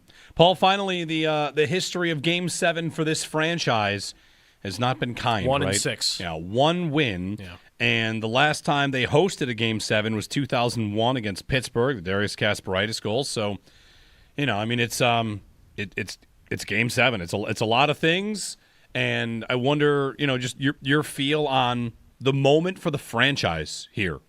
I believe it's only the 3rd Game 7 in Buffalo, is it not? I think Derek Plant is the only other one where he scored and won Game 7, that's crazy. Yeah. Since 1970, only 2 Game 7s in Buffalo, that they've had, and really, for a franchise, that's very few that you just talked about. That the Derek Plant goal is the only one that they've actually won. So, but as this group has always said, I mean, when the 14-year drought was kind of placed at their shoulders, it's like, yeah, fine, but all of us are not part of that, the whole thing, and none of them are part of this Game 7 thing. So for them, it's their for many of them it's their first Game 7, and for many of them that was their first elimination game, and their best players absolutely were their best players, and so for some of them it was their first Game 7. Look at Dahlin, what he did to open the game. I mean, he made Slafkowski look like he's never played hockey before when he whipped around him, and then what a move he put on Dobish to get the thing started. And get them off to a 1-0 lead. And that's, as I said, by the time he was done, he had 5 points, which only John Tucker and Derek Roy have done in the playoffs for the Buffalo Sabres. Were there best of 5s in like the 70s and 80s, by the way? Yeah, there were best of 3s. Some of the first rounds were best of 3s. I'll have to look. I wonder if they hosted like a Game 5 clinching scenario. I don't know if you would know that off the top of your head. Because I know that they got upset in some of those best of. St. Louis upset them once in those best of 3s because they had trouble. Ferguson got an overtime goal for Pittsburgh, and same thing. Pittsburgh was not even in their class, and they wound up losing. So when those best of 3s were going on, they got upset a couple of times. Paul Hamilton. All right, Paul. Game 7. Tomorrow is either locker cleanout or book your flight to Carolina. Yeah, well, I've already booked hotels because you can cancel them. So, yeah. So the hotels are done, but you can't do the flights. You got to wait. Yeah, Carolina. Carolina's played 8 games in 37 days. Yeah. Like, if we get there, Paul, like that'll be the ultimate rust versus rest debate. Well, they were doing 3-on-3 scrimmaging the other day. Okay. But it didn't seem to bother Colorado or Carolina in the first series. I mean, they had a rest there too, and then they swept the next one too. So, I think Colorado might be a little more attuned to it than Carolina is. Carolina really usually doesn't get this far because of their goaltending, but their goaltending has been absolutely phenomenal. And really for Freddie Anderson, the first time he's played well in the playoffs, and he has so far. So that's why they're in this spot, because their goaltending has been spot on. Paul, thank you. We'll be listening. Okay, take care. Paul Hamilton, he's got the game covered, of course. And Game 7 on the way tonight. You can hear it here on WGR. I'm sure Paul will be on a couple more times today. During the game, before the game. Game 7, the third in franchise history in Buffalo. Like, what a occasion. Someone wrote in, like, have you guys ever been to a Game 7? No. Of anything. No. No. What would it be? Like an NBA Game 7 or a Sabres Game 7 on the road? No. I went to Game 5 in Carolina, but never a Game 7. No, I've been to a Game 1 of the World Series, but didn't go to was that Game 7? Blue Jays and Dodgers? Yeah, that wasn't it? Yeah. I think I had an opportunity you had a to ticket? go. Well, I didn't have a ticket. I got offered a ticket, but it was so much money. Yeah, and that was as you would expect. Obviously a big heartbreak for Toronto. Yeah, no, I've never even come close to going to a Game 7. I mean, I was 6 in 01, and I was too young to think about going to Carolina. How many Sabre fans would have made the trip to Philly in 2011? Like, not a ton, probably. Yeah. So, yeah, no, this is going to be the first for many. I mean, one win in however many years. Come on. The feeling of that win, and if you're a Sabre fan in your 60s, you've only had this happen once? Mm-hmm. Got to get another one. And there will be a lot of beer Sabres there. The beer Sabre is back. They're selling beer Sabres at the arena. The team put out an announcement about that. If you want to try and grab some beer Sabres, good luck to you. They're being sold in a number of locations. I tried to find out exactly how many beer Sabres they might have. Mm-hmm. Couldn't find out. I've not yet got that information. I'm efforting that information. I mean, I'm expecting they're starting sales at 5:30. Like, I'm expecting them to be gone within a half hour. Total guess. Like, no, it just seems to be how it goes. People flock, they get them. Although, you got to go into the arena that early? Yeah. It's a genius way to get people in buying beers. I know. Is to get a beer Sabre. It's bad. Like, I don't have a beer Sabre. And as badly as I'd like to have one, just to have one. The patio For how scene, nice it's going to be out, I'm not going into the arena 2 hours before the game tonight. Yeah, the patio scene is going to be pretty intense tonight. I mean, it might be warm, but just give me a little shade and I'll be fine. Canal side will be rocking. Game 7 on the way tonight. Wide open for your calls. If you're on hold, we'll get to your phone calls. We'll check in on the drum banger draft. We'll maybe get some waivers going today. I have a drum banger take, by the way, a little bit later on as well. It's about the drum specifically. The drum. It's about the drum. Is it about the placement of the drum? No, it's just the drum. The drum itself. All right, the drum itself. We'll get there. I'm ready for it. And I've got to make a waiver claim. You do. You've been skunked. You're the only one not on the board yet. It's time to get, No Brad May at all. No. I mean, my team was not that crazy. There's nobody on the team. I mean, maybe Shane Doan at this point is looking like. He's at the arena. I've seen him there. But if he's at the arena, it would have happened by now, wouldn't it have? Please welcome Arizona Coyotes great, Shane Doan. Right, how would they introduce him? Right. We'll get a break in. We'll get your phone calls on the other side. Counting down to Game 7. We are approaching 12 hours. 7:30 face-off tonight. 12 hours here on WGR.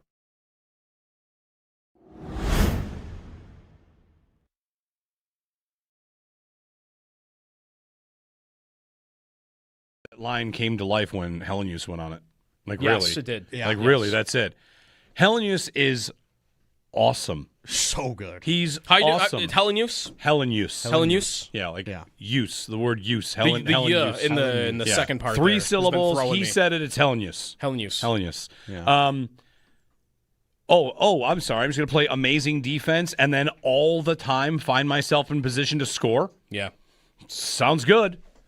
And he also deserved. Doing it at center. I don't think he was playing center when he was here in January. No, and he is now. And that line has been great since he showed up on it. In fact, I was just telling you during the break, there's a guy that does a bunch of hockey coaching stuff, advanced numbers. His name is Jack Han, and coaching consultant in the NHL. And he did a thread about Helenius and how what he brings to the Sabres through the middle and how they can change their lines with him in there has exposed Montreal's transition defense, and it's a very, very key reason why all of a sudden the Sabres look better.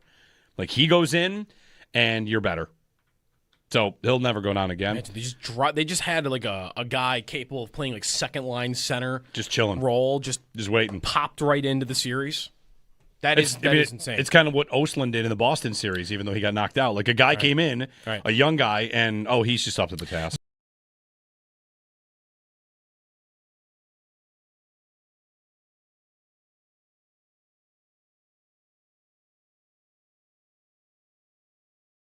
Paul, do you know what Lindy Ruff joked that in this spot they might try to make it be more like a road game? Are they doing things to do that?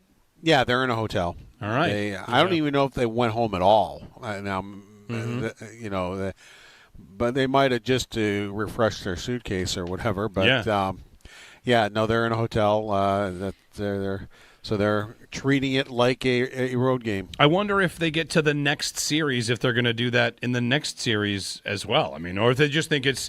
I mean, it happened against Boston too. They've been so good on the road. I wonder, Paul. Like, I don't know how unique that is. Like, I'm not sure teams do it a lot, but I think it was Ken Danico on NHL Network said that Jacques Lemaire used to do that with them with the Devils in the playoffs. So again, I don't think it's a normal thing, but it makes some sense. Like, hey, like playoff season, go away with the team, kinda, and like you're just doing your own thing, like as long as the playoffs are going. I'm pretty sure the Bills do that. I was going to say, like, I think that, football. When they're in the playoffs? Yeah. No, they went to a regular season. Regular season. Regular season. Yeah. So I think it was more common in the NHL back in the Danico days than, because I really haven't heard of it recently. But I'd heard of it back then. So, I don't think the Sabres are doing it. I was going to say I don't think there's anything in the collective bargaining agreement saying you can or can't do it or anything like that. I mean, you used to be able to do a double session practice and be there for like 6 hours if you like, all right, we're starting at 11. We're still sitting there at 3:30 wondering when we're going to talk to the Sabres type of a thing, and they can't do that anymore.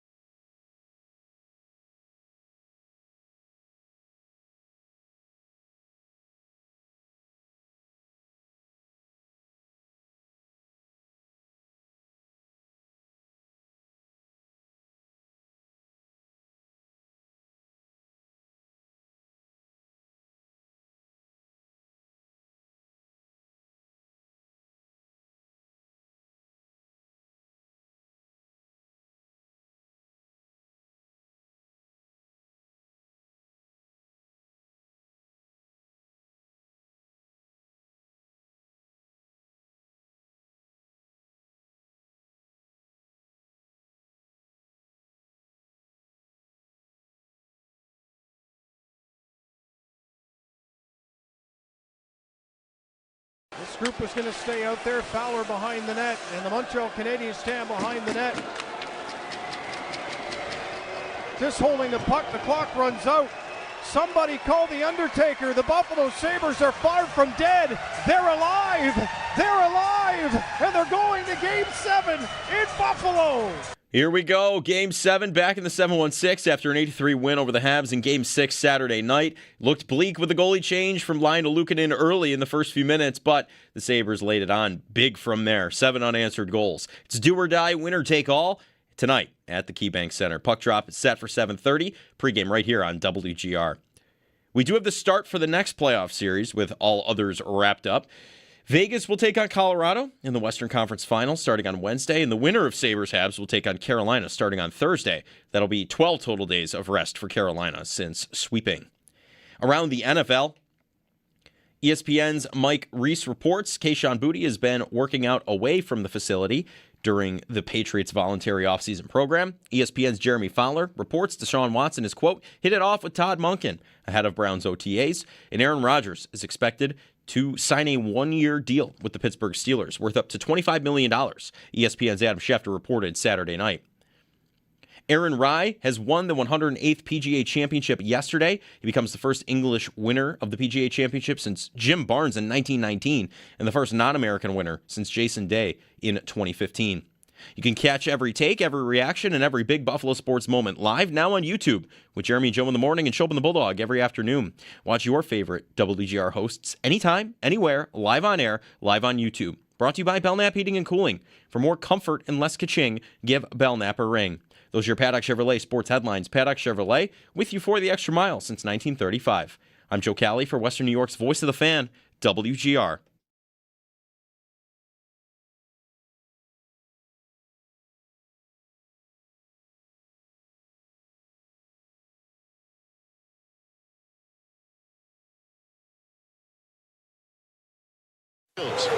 Shields tapping it behind the net. Yali comes out with it there and banks it off the glass all the way to center. Brought back again by Duchesne. Knocked down by Plant. Plant slides in over the line. Plant cooking shot. Are you ready, Legion of Doom? Here come the Buffalo Sabres. Derek Plant. You know, in hindsight, kind of a tough goal to give up. Was that Tugnut? Yeah. But back then, slap shots from the blue line were going in a little bit more often. Yeah, you know. Derek Plant, Game 7 hero. If he bangs the drum tonight, then yours truly takes the lead in the Drum Bagger Fantasy League, which, by the way, I mean, a lot of things have taken over this fan base. This has taken over some people are paying attention. The good amount of people are paying. A good amount of people are paying texts attention. from people about whether I'm like, this is the move that I should make. All right, well, you got waivers to make. Let's get some calls in. We'll catch up on calls and end of the segment. We'll update the scores and who's going to bang the drum tonight and maybe make some picks for next round. Rob in Connecticut. Good morning, Rob. Good morning, Jeremy. Good morning, Owen. And good morning, Joe. And welcome back and congratulations. It's so nice to have you back with the boys. It just doesn't feel right when you're not there. You know, and of course I'm paying attention to the drum banger. You know, who's in the lead, who's going to do what. But listen, Saturday night was definitely a game that I think we all can appreciate because the whole team played as a team. They gelled. You know, when Benson scored to tie it up, that's when I knew that we were going to be in this game. I had no worries whatsoever. I didn't have a problem with them taking out Lyon. Luukkonen definitely did his job, and the whole team. I mean, it was a great game, and I appreciated it. One of the things that I am thinking about, and I've been saying it even before this series started, was I want Game 7 overtime, and who's going to score the goal? That's what I want. And it's going to be somebody that we don't expect. I don't know how you guys feel about it, but Game 7 overtime would just send us over the edge. And I'm looking forward to tonight. I'm so happy for you guys that you're still enjoying hockey in Buffalo. So let's go, Sabres. Let's do it. This is our time. Sorry. Thanks, Rob. Yeah. If you get a Game 7 overtime winner, I mean, that guy is remembered forever no matter what. I mean, Derek Plant was a fine player, but why does someone my age know who he is? Just because of that goal. That's it. So if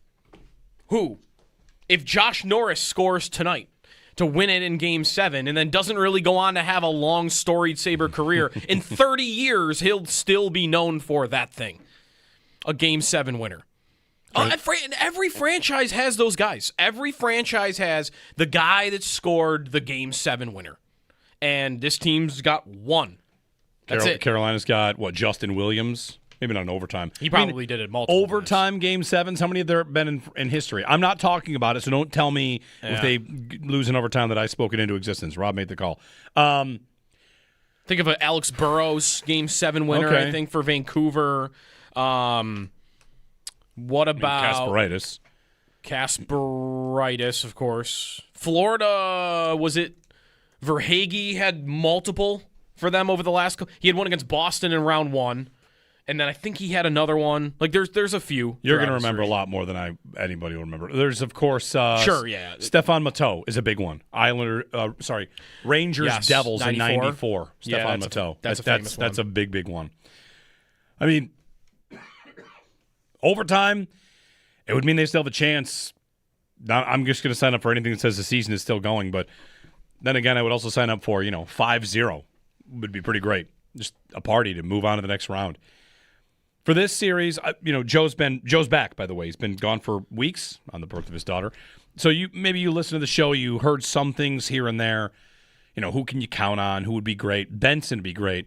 Benson, I went to Game 2 of this series where the Sabres lost, but so many little things have happened along the way. Guys elevating themselves into more prominent roles. Like if there's anybody that's seen glow-ups in these playoffs, Östlund has.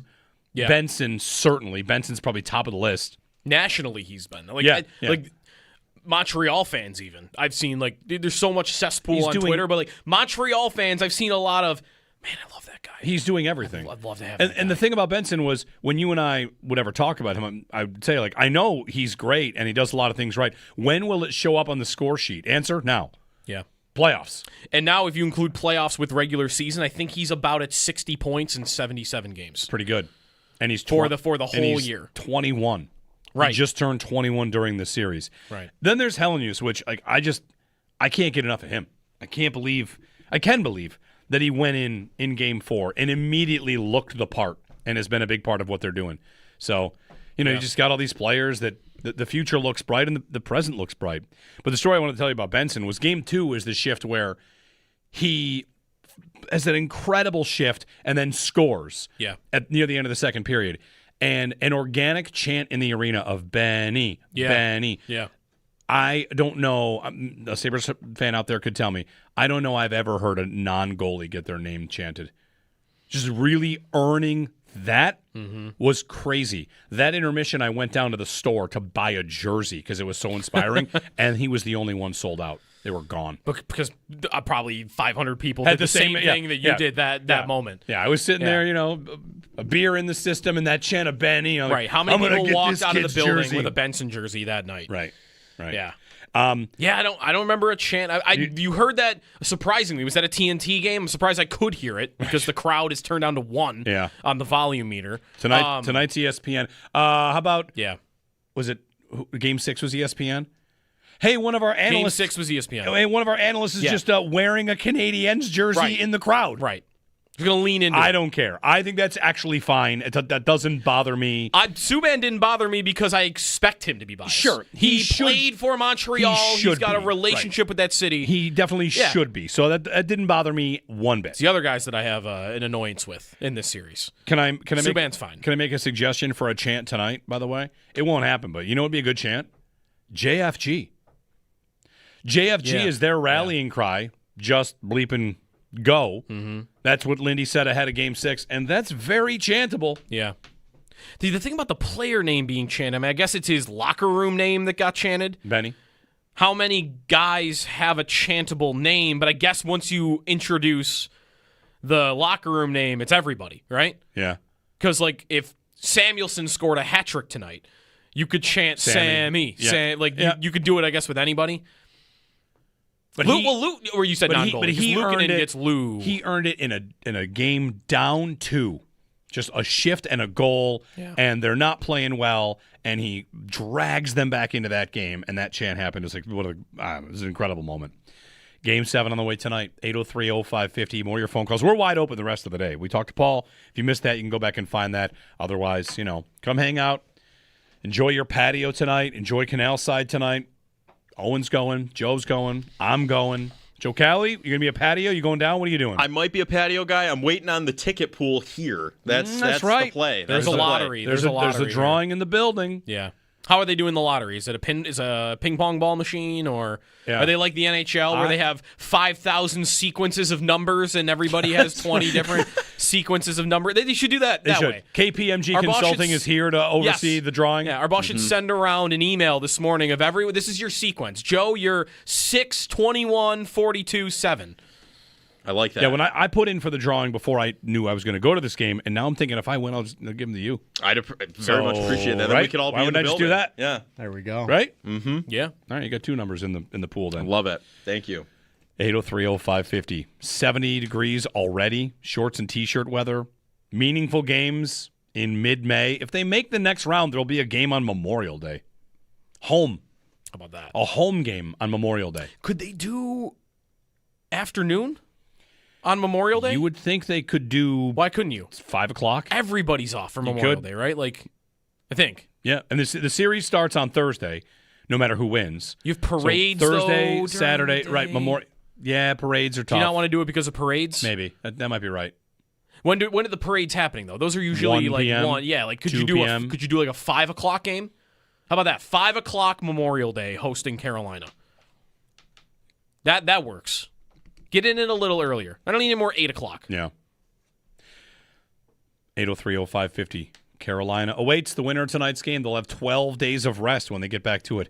They'll get more of your phone calls in. 803-0550 on WGR.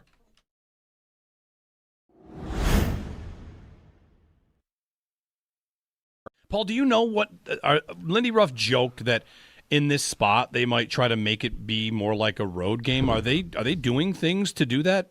Yeah, they're in a hotel. All right. I don't even know if they went home at all.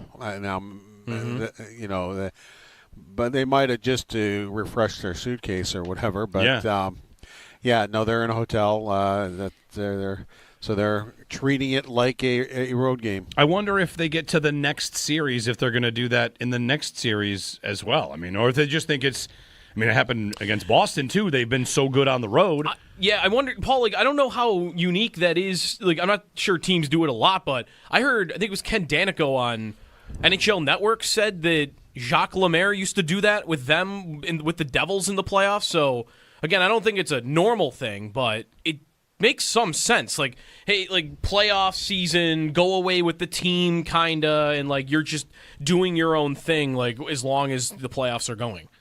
I'm pretty sure the Bills do that. I was going to say, I think that, football. When they're in the playoffs? Yeah. No, they went to a regular season. Regular season. Regular season. Yeah. So I think it was more common in the NHL back in the Danico days than, because I really haven't heard of it recently.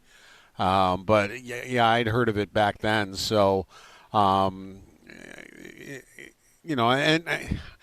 I don't think the Sabres are doing it. I was going to say I don't think there's anything in the collective bargaining agreement saying you can or can't do it or anything like that. I mean, you used to be able to do a double session practice and be there for 6 hours if you right. All right, we're starting at 11. We're still sitting there at 3:30 wondering when we're going to talk to the Sabres type of a thing, and they can't do that anymore.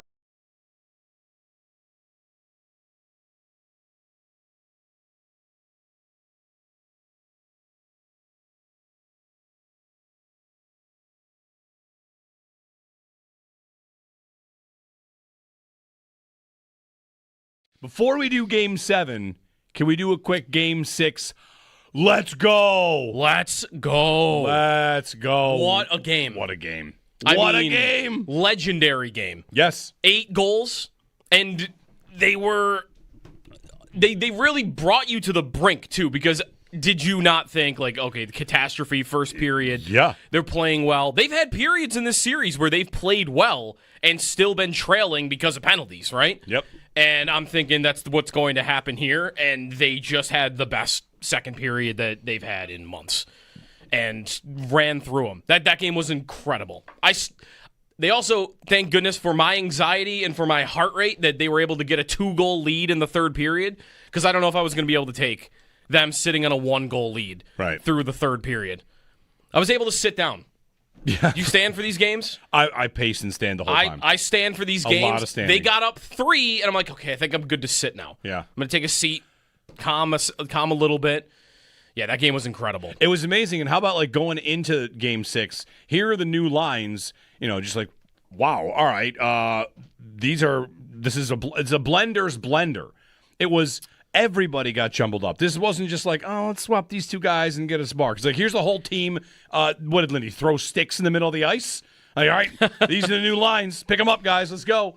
And without even a morning skate, they don't even practice anymore. They don't even have morning skates anymore. That is why I was stunned they did make line changes. Right. I thought they're not even going to the rink. They're not making line changes. And Lindy put lines together, like you said, that had they played... Had there been a line of McLeod, Tuck, and Doan all season? I think it happened in October, November. Because somebody went through and found all the combination. I mean, like, who is it? Natural Stat Trick will do this for you. Yeah, you can find it. Yeah, and they actually had a good week in October or something. Okay. So, I don't know. Is this like Joe Brady looking back at his playbook and being like, actually, I haven't called this play in 6 months. We haven't practiced it, but it worked back then. Right. So, man, they worked. What a game. And they looked great. It's part of why I'm real optimistic about tonight. The lines looked so good. So good.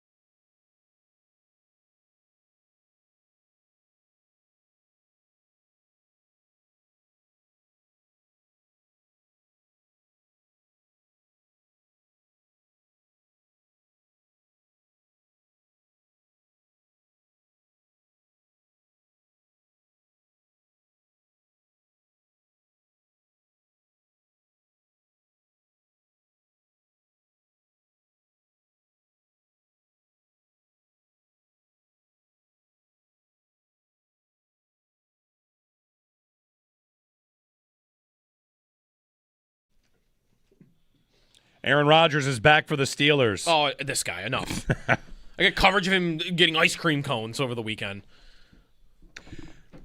All right, go win 7 games. Congrats. Have fun. I had a Bills thing I was going to mention. What on earth was it? I don't know. They did something while I was gone. They got a new pass rusher and a new schedule. Mike Dana. Yeah, they released the schedule. They got a pass rusher, kind of. Don't have new jerseys yet. No, not yet. Nashville's going to get a Super Bowl. That's some of the news in the NFL world today. Yep.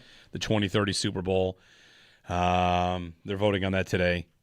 The Bills are playing on Christmas and Thanksgiving. Yes. They have a hard schedule at the beginning and easy at the end. I've seen there's two stretches that are tough. I saw DVOA had the third biggest disparity first half versus second half. Like first half was the 4th hardest schedule by DVOA, and the second half was like 23rd. Okay. So that might just be like the Patriots the Dolphins and the Jets are more in the second half than the first half. That's probably that would make sense. Yeah. 803-0550. Just in this last break, I had the little bit of the, oh man, the game 7. Was it me talking about UPL? Just I laid out a UPL scenario that should scare everybody. Just giving up goals. It's just game 7. The symptoms are every 3 hours. You're like, oh man, holy cow. Your heart rate just spikes out of nowhere. 7:30 tonight, the KeyBank Center. We're taking your calls on it, 803-0550 and 1-888-552-550 on WGR. A lot of craziness, Paul, and of course, like what's happened in goal has been crazy as well. Luukkonen going in and stopping the bleeding. He didn't have much work in Game 6, but just talk to us about what's going on in goal. I think it's got to be Luukkonen tonight. Alex Lyon, he's off the hook, which I'm so glad for him. That would have been probably really tough to deal with if the season comes to an end, and that's how it comes to an end. But it kind of felt like in the moment that their rotation and all that was happening here is really, I don't know, Paul, for lack of a better term, they were turning into pumpkins, right? And now Luukkonen has another chance here for the redemption story. Well, his last 2 road games have been really good. I mean, at the end of the day, he played just under 50 minutes and had an 18-save shutout. In those 50 minutes, he played most of that game. It was not Alex Lyon's night, let's face it. The team was not playing poorly, but he let in a couple of goals that shouldn't have gone in, and Lindy Ruff pulled it, and it just seems like right now both goaltenders are extremely inconsistent, which of course would be a problem. So we'll see if, I would have guessed Luukkonen, yeah, you're right, but we're guessing. Let's see if he can play better in this home game than he did the last home game. But let's not forget either, the team didn't play great in front of him in the last home game, where the 2 road games, they did play very well in front of him.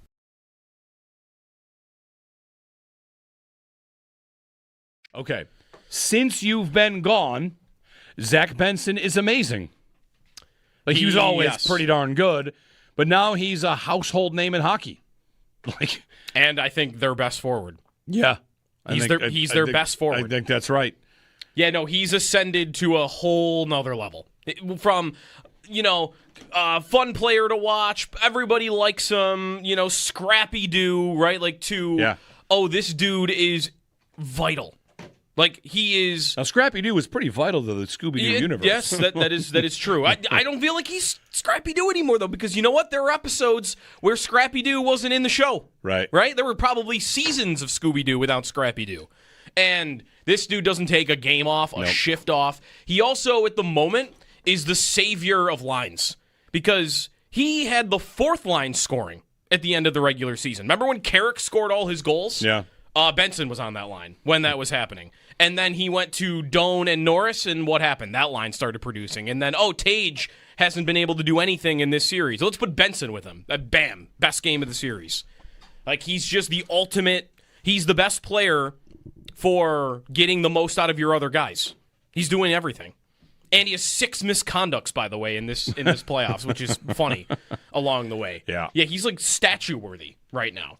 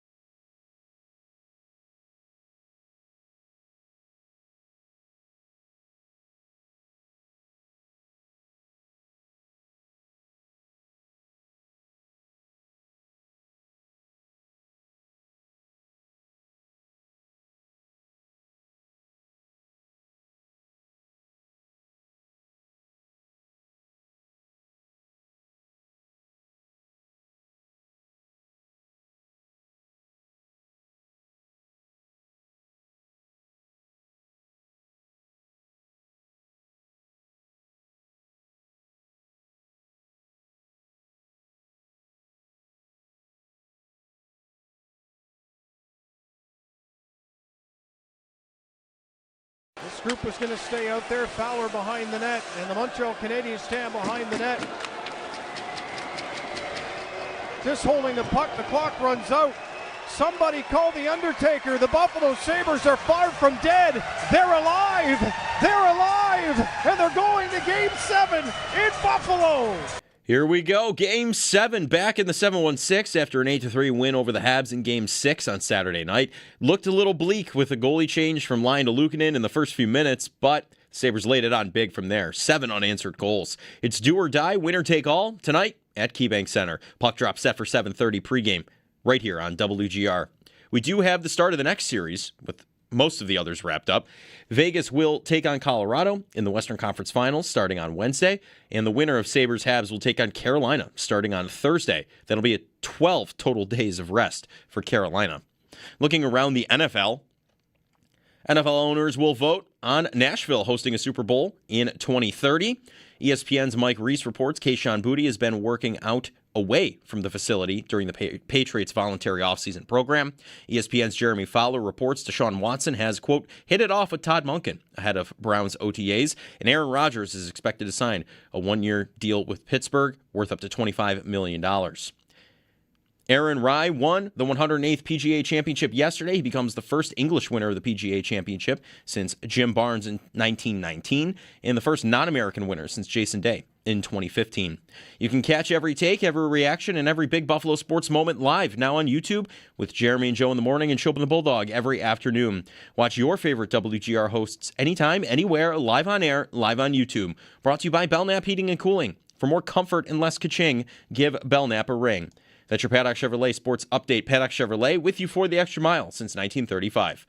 I'm Joe Cali for Western New York's Voice of the Fan, WGR.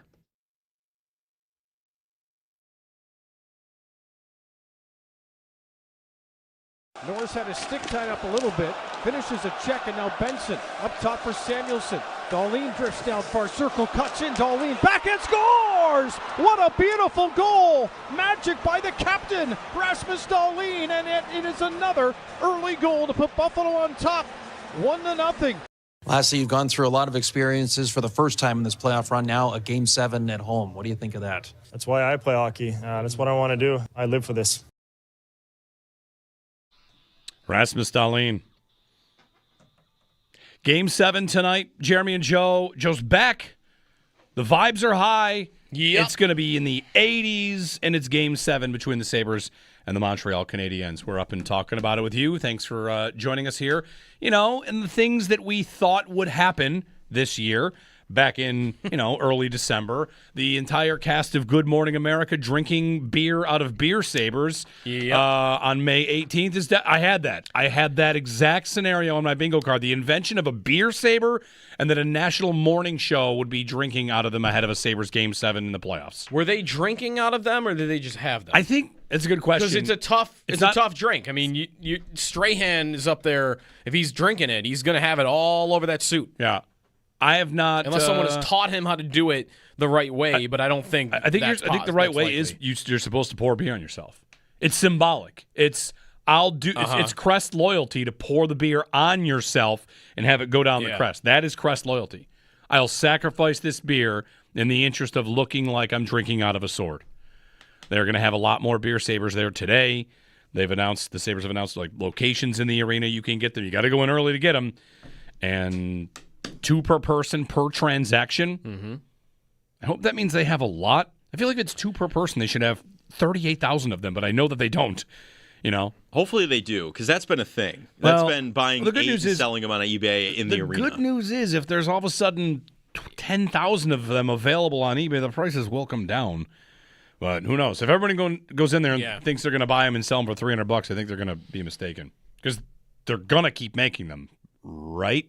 I would think they were popular enough that next year they're going to come out swinging with a lot of them. Yeah. Like enough where they're available every night whenever you want, if you want one. Soon we'll be just picking up beer sabers off the street. Like, oh, here's a couple extra beer sabers. All right. Anyway, 803-0550. It is Jeremy and Joe. Take your calls. Game 7 tonight. Nerves? When will they hit? Higher. When will they hit? They're already getting there. Game 6 is a little bit of feel it in Game my 6. stomach When you're already. down 3-2, it's a freeing feeling a little bit. Like backs against the wall. You never know. You never know. Now you get to Game 7, and you have that coupled with, if you win, there's more on the line. Winning on Saturday was just forcing this. Now this is conference final. Saturday, though, depending, when? Because when it was 3-1, I was as angry as I've been all season. Just because, this is how it's going to end. Yeah, with the goaltending. Dumb goals and goaltending. This is how it's going to... I was not ready for that to be how it was going to end. Where they play great and they lose anyway because Krebs accidentally ripped the helmet off the guy and he gets the only minor penalty and bang, goal. I was mad at officiating. I was mad at everything when it was 3-1. I really needed them to do what they did and come back. I mean, the Zucker goal, I needed that Zucker goal, really. I'm so glad. Going into the first intermission, I needed it with every fiber of my being to be 3-2 and not 3-1. Earlier in this series, people talked about scratching Zucker because he was not contributing much. He's looked a lot better since Helenius is in there. Helenius. It's the Helenius. That line's looked so much better, and Zucker included since he's been on it. Use, like the word use. I mean, they've had 4... Something is in use. Helenius. Has he and Zucker had 4 2-on-1s together since he's been in the lineup? Yes, and Zucker keeps feathering him the most beautiful setups. Yeah. And Helenius Quinn should have 4 goals. Has, 2? Yeah, and Quinn's just been buzzing around the whole playoffs. Yep. So if he's scoring now. There had been a thread throughout this series that what's happening? Second lines are dominating first lines. Both ways. Right. What's Montreal's most dangerous line in this series? Is it the Newhook line? That guy keeps scoring every game. Yeah. I should bet him tonight. I should just fade him. When you look at, Slavkovsky, Suzuki, and Caulfield, they have been outshot in this series 28-25 when they're on the ice. They've been outscored 4-1. The expected goal share, it's not like they're getting unlucky, it's 42%. Scoring chances are 40-24 Buffalo when they're on the ice this series. That's all the talk of Thompson having a bad series before last game, and their top line has been just as poor. Maybe not just as poor, because when it was Krebs, Thompson, and Tuck, they were outshot by more. But their number one line, they, by the way, they had 1 goal in the first series at 5-on-5. And then they have 1 goal in the second series. I mean, you could maybe say this about both teams, but Montreal was propelled this year by having one of the 3 best lines in hockey. And Tampa neutralized them, and for the most part, Buffalo's neutralized them too. So you could label that as a missed opportunity, but I wouldn't want to do that because when the Sabres had Tuck, Thompson, and Krebs together, that was your number one line, and they didn't do any better. Owen and I were talking about this yesterday about Norris now centering Thompson, and is it any coincidence that when Thompson had a game where he looked good again, he was just on the wing? He can do both. We know he can do both. We saw Granato use him in both spots. The Sabres this year put him on the wing to start the year.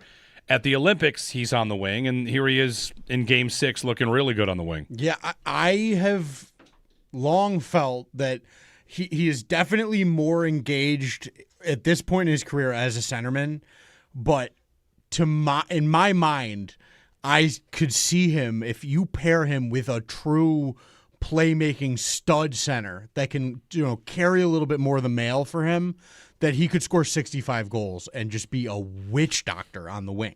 Because he's so big and he's so long, and now he's so good with the puck on his stick, defending it with his body. Him on the walls would be really nice. And if you get somebody dishing him pucks where he can just snap it on net, that guy's going to score a boatload of goals. And Norris is sort of a glimpse into that. At times, he can be exactly that, a pure playmaking, great skating, responsible centerman that can just lighten his load and have him just go over there and just destroy people with stick handling and your shot, and we'll do the rest. Even if you want to have him carrying the puck a little bit, there are ways to use him almost as a center through the neutral zone, through breakouts, all that, and still have a centerman taking on some of the more defensive responsibilities low in the D zone, and just sort of let him ease up a little bit, especially now if he's not 100%. That's a great idea. Like, if he can stay engaged, I think that was all of our biggest problem with him early in the season when he wasn't at center, was he just looked slow and away from the game a little bit. Like, he was just waiting for it to come to him.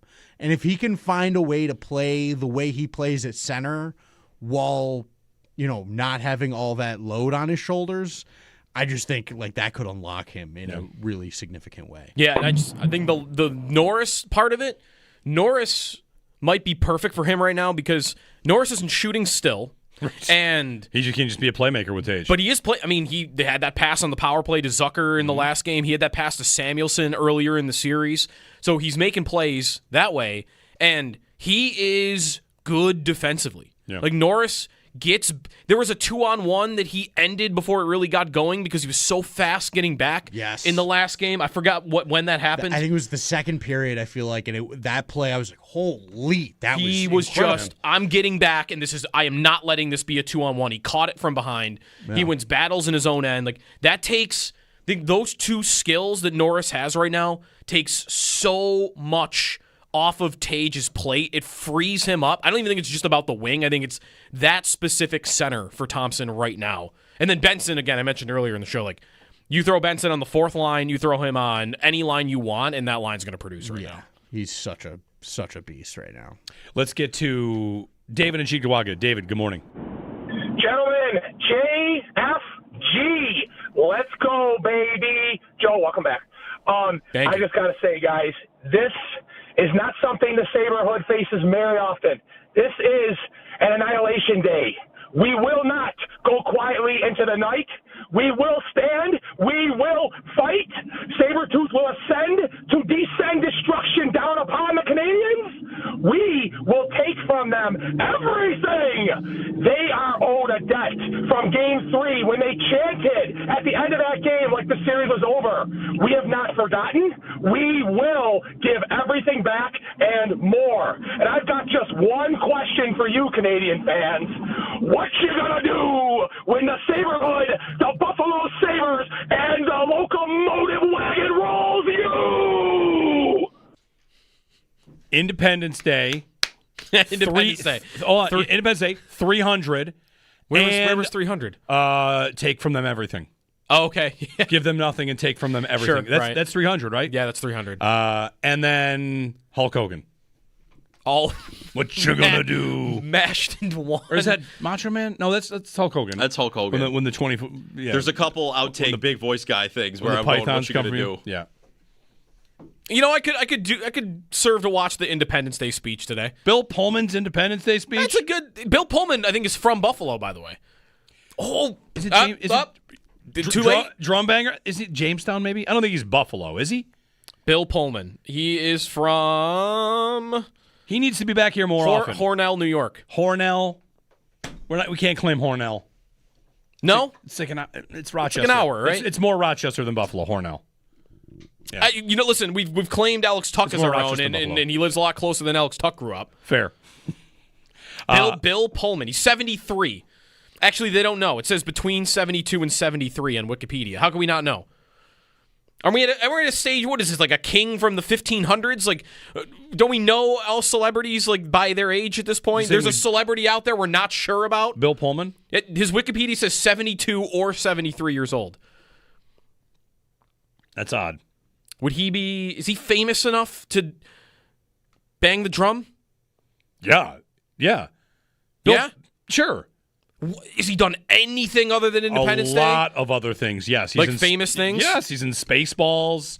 Bill Pullman. We learned before I left that I had not seen Spaceballs. Bill Pullman's been in a lot of stuff. He's in... How about recent? Anything recently? Recent? I think he's in one of these new shows, like one of these, I don't know. One of these sitcoms on like the CW or something. Today's a good inspirational movie speech day. Yeah. And that's on the list. That's a good one. I'm looking for more movies that he's done that really rate. But Phil in Maryland is up next. Hey, Phil. Hey, guys. Real quick, Game 6 recap. First goal, Dahlin, Slavkovsky to the Shadow Realm. I don't know if anyone's updated on Sabres Twitter yet. Connolly and Alfredson. If not, you're welcome. Second goal, Quinn, underrated play to Norris. Norris, beautiful slip to Zucker. phenomenal. Benson, you guys already talked ad nauseum, like absolutely outstanding. Fourth goal, again, Quinn, confidence, just rip, posting in. Fifth goal, Helenius, just well done. Done. Sixth goal, Quinn's feeling it, rip. And then, give Mets his due. Thompson, great on the empty netter. Second thing, I just don't want this to end. This team, everything they've given us, I live off of spring of 06, spring of 07. That's where, the Sabres love really came, and it got me through the last 14 years. We had the spring of 11, spring of 12, or spring of 10, spring of 11. But this team and the memories they've made and just bringing people together and I just want all the emotions. And then last thing, I'll hang up and listen. There's that tweet about playoff hockey and all these other things that you could do, or you could just watch playoff hockey. We'll be in Buffalo tonight for Game 7, and that's how I'm feeling. It's going to be absolutely insane. Appreciate the time, fellas. See you on the other side. Thanks, Phil. The tweet you're referencing is, why watch overtime playoff hockey when you can simply snort cocaine and ride a motorcycle out of a helicopter? That's the famous tweet about playoff hockey. It's from 2014. That famous one hit the internet. He had somebody. Who was his inspirational speech there? He dropped the line. He had. I had it, and then I just forgot what it was as I looked up that tweet for him. Anyway. Oh, what was it? Was it Any Given Sunday? No. I had it. I just flat out forgot what it was. Somebody will write it in. The Independence Day speech, of all the speeches, really? I didn't say that would be my number one, but it would be on the list.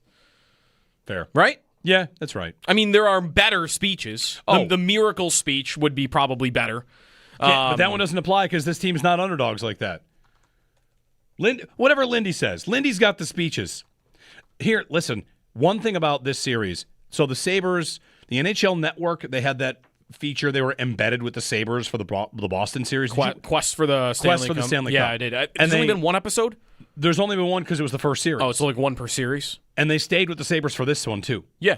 So when this is over, we're going to see a lot. And, Lindy behind the scenes, you see him coaching in that series, and it's super cool. Lindy in this spot, Phil mentions you don't want it to end. I had the thought tonight about a thank you Sabres moment. If it were to end tonight,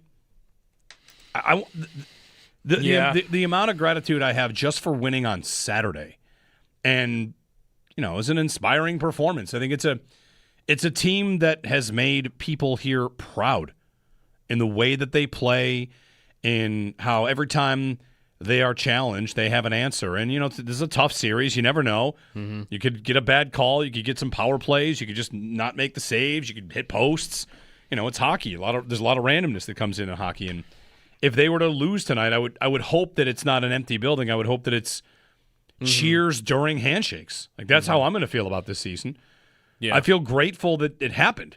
I said to my wife, this season is the ultimate whenever it ends. Hopefully it doesn't end tonight, and hopefully we're on to the Carolina Hurricanes. But for me, it's the ultimate don't cry because it's over, smile because it happened season. Yeah. Everything is so back. Everything is back in a way that we probably – people didn't – I'll speak for myself here. I wondered if it would ever do this again. Ever. Buffalo sports fans maybe have something that no other sports fans have. And, everybody thinks they're the best, right? Number one dad shirts, number one mom shirts. What do we have? We have two teams. And both of our teams went through paralyzingly bad droughts. Really bad. And we came out on the other side with probably an appreciation for, okay, well, win or lose, that's great. Try to win the whole thing. And with the Bills, they've got plenty of pressure now. But everybody that lived through the drought knows still would take this pain of losing in the divisional round, would take this bad call.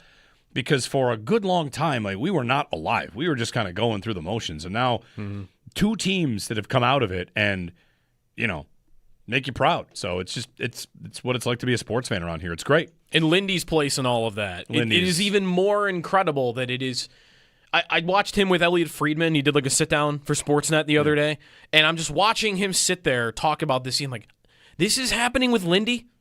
It's step back for a moment, Lindy. Yeah. He's just like at the front of he's captaining the ship again, however many years after he began here. I mean, if you want to go back to him as a player, it's in the 70s, right? He's drafted in the 70s, and he's still here. And hearing him answer a question about, like, that's one thing I haven't done here yet. Like, that he wants that, and he wants it bad. And thinking about how it's Carolina that's next up if you get through tonight, and it's 20 years since 06, which to me is the most special season of my life and a lot of other Sabre fans as well. And, you know, separated from, like, what their actual odds would be of beating the Hurricanes this go around. Like, there's just something deeper about Lindy doing it. And I think maybe, too, if it's Carolina 20 years later, maybe after it was felt that it was stolen from us. Yeah, maybe they lose that 4 was the defensemen year. this time. I mean, I saw a clip, by the way, of that Carolina. Like, everyone remembers the Sabre defenseman injuries and the goalie getting hurt for Edmonton. Brind'Amour scored a game-winning goal in the final seconds where the goalie just passed it to him by mistake. You remember that? Is that game 1 in I think Edmonton? it might be game 1. Yeah, game 1. They're going to overtime. I saw this clip. I'm like, this happened? Yep. 10 seconds left. He just passed it to Brind'Amour. Open net. Yep. Like, it felt stolen then. It still feels stolen. I want that series so bad because of the Lindy part of it. I heard Eric Cole on a podcast last week talking about Sabre fans and, like, in a really negative way because they don't give that team, like, all the excuse making from just give me all of that. Eric Cole didn't even play in the that next series, 2. did he? No, he's hurt, wasn't he? Yeah, I think he came back in the final. Also, he's from, like, Central New York. Ithaca? Yeah, and he had some strong words about, like, worst fans. I think he called them the worst fans. So I'm like, oh, get me to Carolina, 20 years, Lindy, and it's gonna feel like destiny. But you got to get through. You got to get through tonight. Your point's right though. Like, if they win, like, I'll be in the building. Is it, depending on what the score is, like, if it didn't go well tonight, 1 minute to go and everyone's on their feet clapping for the whole minute as the clock runs down on the season? I don't know. Hopefully we don't have to think about it, but no, I don't want to either. But it has crossed my mind. And you know, with Lindy, we wonder, is he going to be back? I have started to believe, or come to maybe believe that maybe he will. And what a far cry we are from it. Was it about a year and a half ago? There was a player that said the game has passed him by. There was an anonymous player that many maybe thought was from, like, his New Jersey days. Yeah, the game's passed him by. Yeah. I guess not. Paul and he's pushed all the right buttons. Yeah, Paul in Buffalo. Paul, happy Game 7. Good morning.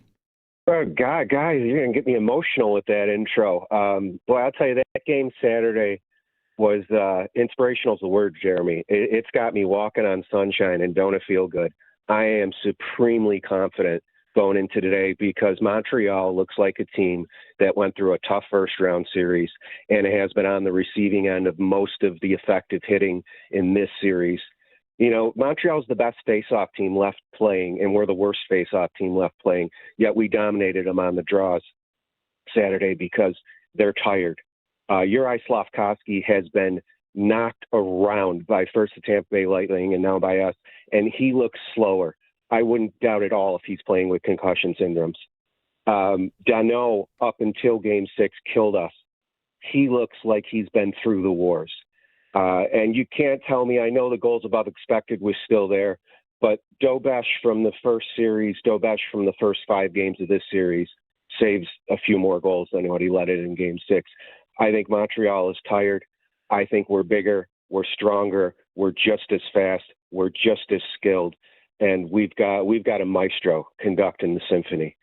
Lindy Ruff, wow.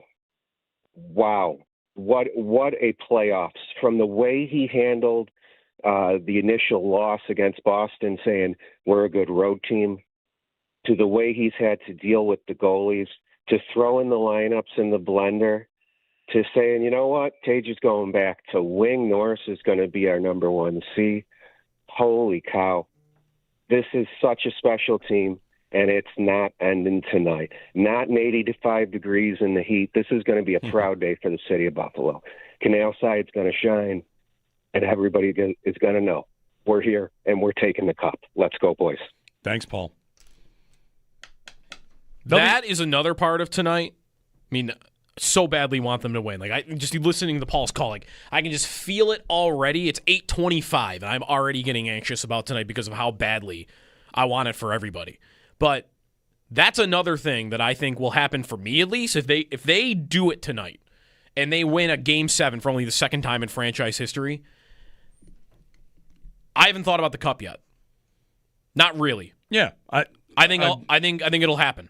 I put a poll. I think if they win tonight, tomorrow, I am thinking about them winning the Stanley Cup. I put maybe it was Game 2 or Game 3. I put a poll up like, are you thinking Stanley Cup right now, or are you thinking like I'm just having a good time? And for me, the line in the sand is one more win. You get the conference final, I'm starting thinking about the Stanley Cup. Like that's the line. Second round is like, let's keep it going, having a good.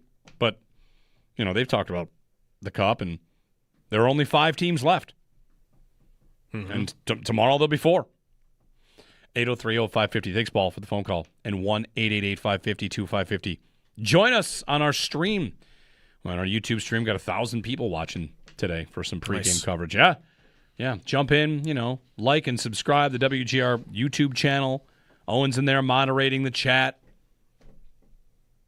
We got to do it. How's the chat these days? Is the Owen Power debate slowed down a little bit? Because he's been so good. Owen Power played a heck of a Game 6, and I think everyone's called off the dogs. I don't think there's anybody that can say anything disparaging about Owen Power after watching him hobble around and play an unbelievable hockey game on a leg and a half. You would not have known that he was injured, I thought, playing last game. And he very clearly was, because Lindy basically admitted it by saying, that's why Metza played. Yeah. Right. He looked stiff to me, but still got around and did everything you would have wanted him to do. So. Well, you might think that his game is the kind of game that he can, he plays a heady game. Right. He's not going to run dudes. He's like, just get to your spots, do what you got to do, simplify it, whatever. Right? Anyway, 803-0550. So our phone number, more of your calls. We also have to do drum bangers draft. If they win, I can't shave, too. I haven't shaved in... Are you cleaning it up, though? No. I haven't You're touched not doing anything? No. I started with a regular beard, and it's been a month. I think once you have a regular beard, you're allowed to clean it up a little bit. Yeah, I'm not. I'm going to keep going. The Sabres, by the way, are they not really doing playoff beards? I think they are. No, they are. You got some. All of them? Yeah, you just don't have a lot of beard guys. Like Dahlin doesn't really He doesn't have it in a him. great beard. But there's no Thornton on this team. No, but Tux, you can see Tux is completely unkempt and just bushy craziness. Should Tux just shave for tonight? No way. What? What are you talking about? He's been so bad. Maybe change the mojo a little bit. I thought he was good in Game 6. I thought he was good. Was fine. Yeah. He still got 0. I know. The score is, I think, 10-0 still when he's on the ice this series. That's why he's going to get 2 tonight. Mustache, maybe. You can't play so poorly that you could shave. You cannot. You could. Shave in fact, you're saying you can't shave no matter what. No matter what. Jason Spezza did that in the 05-06. They're down 3 games to none. He shaved and said, "You got to try something." And then they won Game 4 and lost in 5. Zucker's beard's good. All right, we'll get a break in. Game 7. Hey, what are we gonna do? We're gonna sign off the air, and then what are we gonna do? Just pace for 8 hours? I know. Pretty much. Probably. Yeah, pretty much. All right. Let's do some drum banger waivers and get more phone calls in and, work our way towards this face-off. It'll be in the 80s today, near record high. Could touch 90 in, inland a little bit. By the water, it's going to be, upper 80s. We're going to have a good time today. Let's have some fun. Jeremy and Joe on WGR.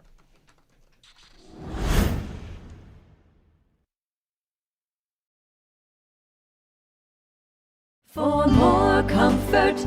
Now's the perfect time to make yourself comfortable with a new electric heating and cooling system from Belknap. In Western New York, summer and winter bring extreme temperature conditions. Make yourself comfortable with Mitsubishi electric heat pumps, designed to keep your home cool in the summer and warm in the winter, no matter how hot or cold it gets outside. Call Belknap today to learn more. I'm Gary Garflo, president of Belknap. We work on your schedule. We don't charge more for weekends and evenings. That's why we say, give Belknap a ring.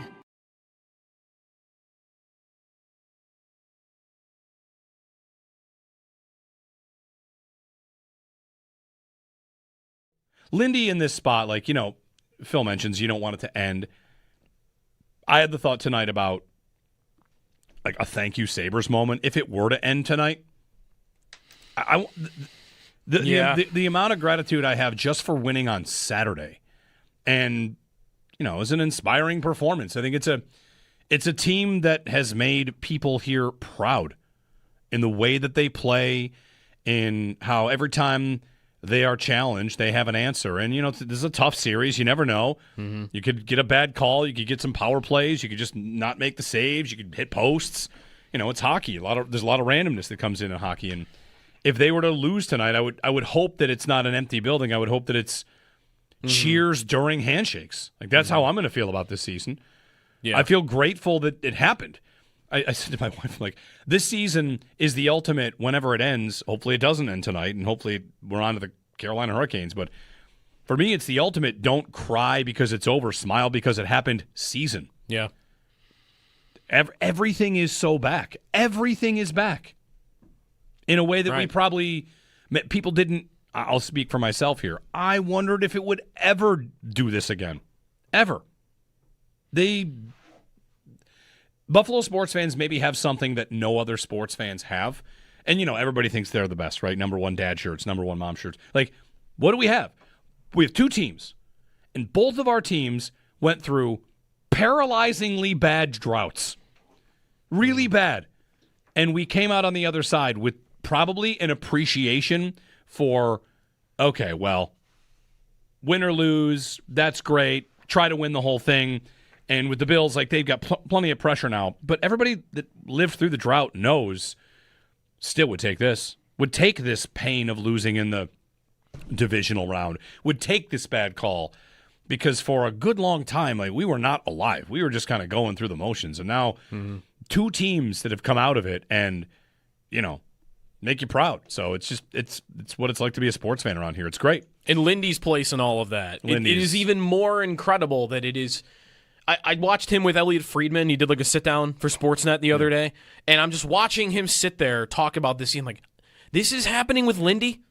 It's like, step back for a moment. Like, Lindy. Yeah. He's just like at the front of he's captaining the ship again, however many years after he began here. I mean, if you want to go back to him as a player, it's in the 70s, right? He's drafted in the 70s, and he's still here.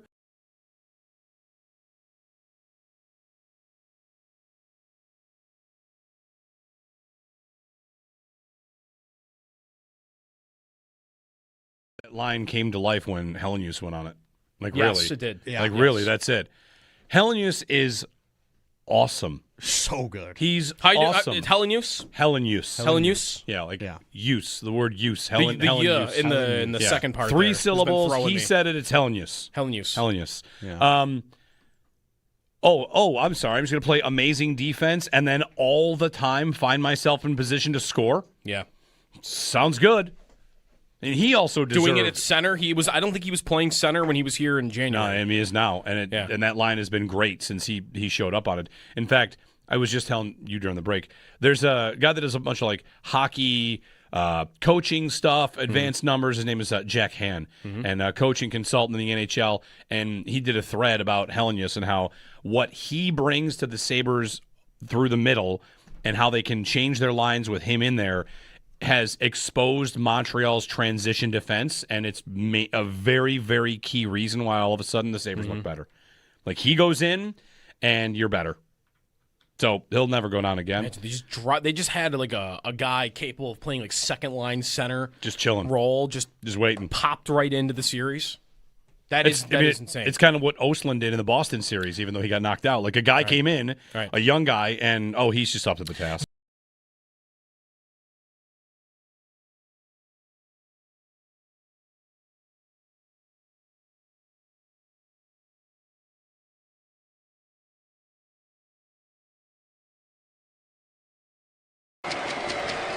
Just holding the puck, the clock runs out. Somebody call the Undertaker. The Buffalo Sabres are far from dead. They're alive. They're alive. And they're going to Game 7 in Buffalo. Here we go. Game 7 back in the 7-1-6 after an 8-3 win over the Habs in Game 6 Saturday night. Looked bleak with the goalie change from Lyon to Luukkonen in the first few minutes, but the Sabres laid it on big from there. 7 unanswered goals. It's do or die, winner take all tonight at KeyBank Center. Puck drop set for 7:30 pregame right here on WGR. We do have the start of the next series. Vegas will take on Colorado. in the Western Conference Final starting on Wednesday. And the winner of Sabres Habs will take on Carolina starting on Thursday. That'll be 12 total days of rest for the Hurricanes. Around the NFL, NFL owners, they're voting on Nashville hosting a Super Bowl in 2030. ESPN's Mike Reese reports Kayshon Boutte has been working out away from the facility during the Patriots' voluntary offseason program. ESPN's Jeremy Fowler reports Deshaun Watson has, quote, hit it off with Todd Monken ahead of Browns OTAs. Aaron Rodgers expected to sign a one-year deal with the Pittsburgh Steelers worth up to $25 million. Adam Schefter reported Saturday night. And Aaron Rai won the 108th PGA Championship yesterday. He becomes the first English winner of the PGA Championship since Jim Barnes in 1919 and the first non-American winner since Jason Day in 2015. Catch every take, every reaction, and every big Buffalo sports moment live now on YouTube with Jeremy and Joe in the morning and Show Up on the Bulldog every afternoon. Watch your favorite WGR hosts anytime, anywhere, live on air, live on YouTube. Brought to you by Belknap Heating and Cooling. For more comfort and less ka-ching, give Belknap a ring. That's your Paddock Chevrolet Sports Headlines. Paddock Chevrolet, with you for the extra mile since 1935. I'm Joe Cali for Western New York's Voice of the Fan, WGR.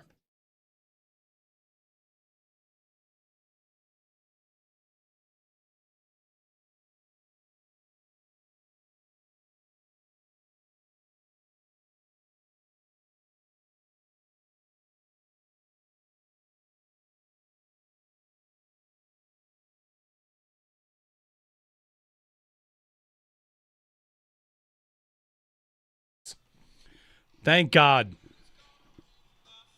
We needed it. The Buffalo Sabres. Everybody send it up. Buffalo Sabre. What is that instrument? Right before they say Buffalo Sabres. I think it's just like a synthesizer sound effect. Okay. Yes. It's like very 80s. Yeah, yeah. Who's going to win the It's like a sword hitting something. Game 7 tonight. You know what? Let's keep this vibe going. Let's do some drum banger waivers. All right. We get the rosters up. And, yeah, I'm rusty. I just need a refresher on who everybody's got. Those of you playing the home game, you know who you think bangs the drum tonight. Sneaky Joe, who he has not had a point scored yet. His roster is Brad May, Thurman Thomas, Shane Doan, Johnny Resnick, and Spencer Brown. Mm-hmm. Joe Cali has Wolf Blitzer, T.J. Parker, Chad Michael Murray, Wyatt Russell, and Rasmus Dahlin's fiance. I have Derek Plant. Mm-hmm. It's a good one for tonight. Jim Kelly, Marty Baron, Thomas Vanek, and Derek Roy. Owen has Pat LaFontaine, Dominic Hasek, Danny Gare, Kurt Russell, and an open roster spot after Jason Pominville banged the drum. So Owen has the priority to add a player to the roster for tonight, and then you gentlemen can make moves as you see fit. Indeed. I'm really thinking about this one. I think Are you playing for tonight or are you playing for the next series? Because there's you know. Well, I'm going to make one pick now, and then I'll have to get back because I'm going to drop Kurt Russell and grab another guy too because I think that's over. But with my first, I'm gonna take Gilbert Perreault. Perreault. I think just maybe the Sabre. So Mr. Sabre, some have called him. Could be a good one for tonight or in the future. I think that's evergreen. Okay. For me, so I'm gonna pick up Gilbert Perreault. All right. I was mostly keeping track there, but I might have missed somebody. So when I was off, I had a couple of recommendations. Hey, drop Thurman Thomas. He's on this Legends cruise with Sal. True. I knew that. I thought I'm gonna hang on to him and bet that they're still playing by the time they're ashore. And he'll be included. So I like him as an idea for tonight. Someone has Tasker. Did you mention that? I did, and I dropped him. He is available. All right, I'm going to add Steve Tasker. And drop Shane Doan? And drop Shane Doan. Okay. And I have another one if I could. Wow, look at this. Overhaul. This is a rebuild. Yes. This is a rebuild. We're blowing it up. I'm going to bet on someone from that cruise ship is banging the drum because they were unavailable. So I'm going to drop Spencer Brown, who I don't imagine is still in town, and I'm going to add Doug Flutie. Okay. Wow. Interesting. Doug Flutie. All right. I got 3 guys from the Crews that if they wanted any of them, they were unavailable. Right, now they're available. Joe Kelly, any roster moves? I have one roster move I'm going to make here. I'm going to drop Wyatt Russell. Don't think that's happening. Okay. And we're going to get Jim Carrey back on the roster after his interview talking about this guy. Good Lord.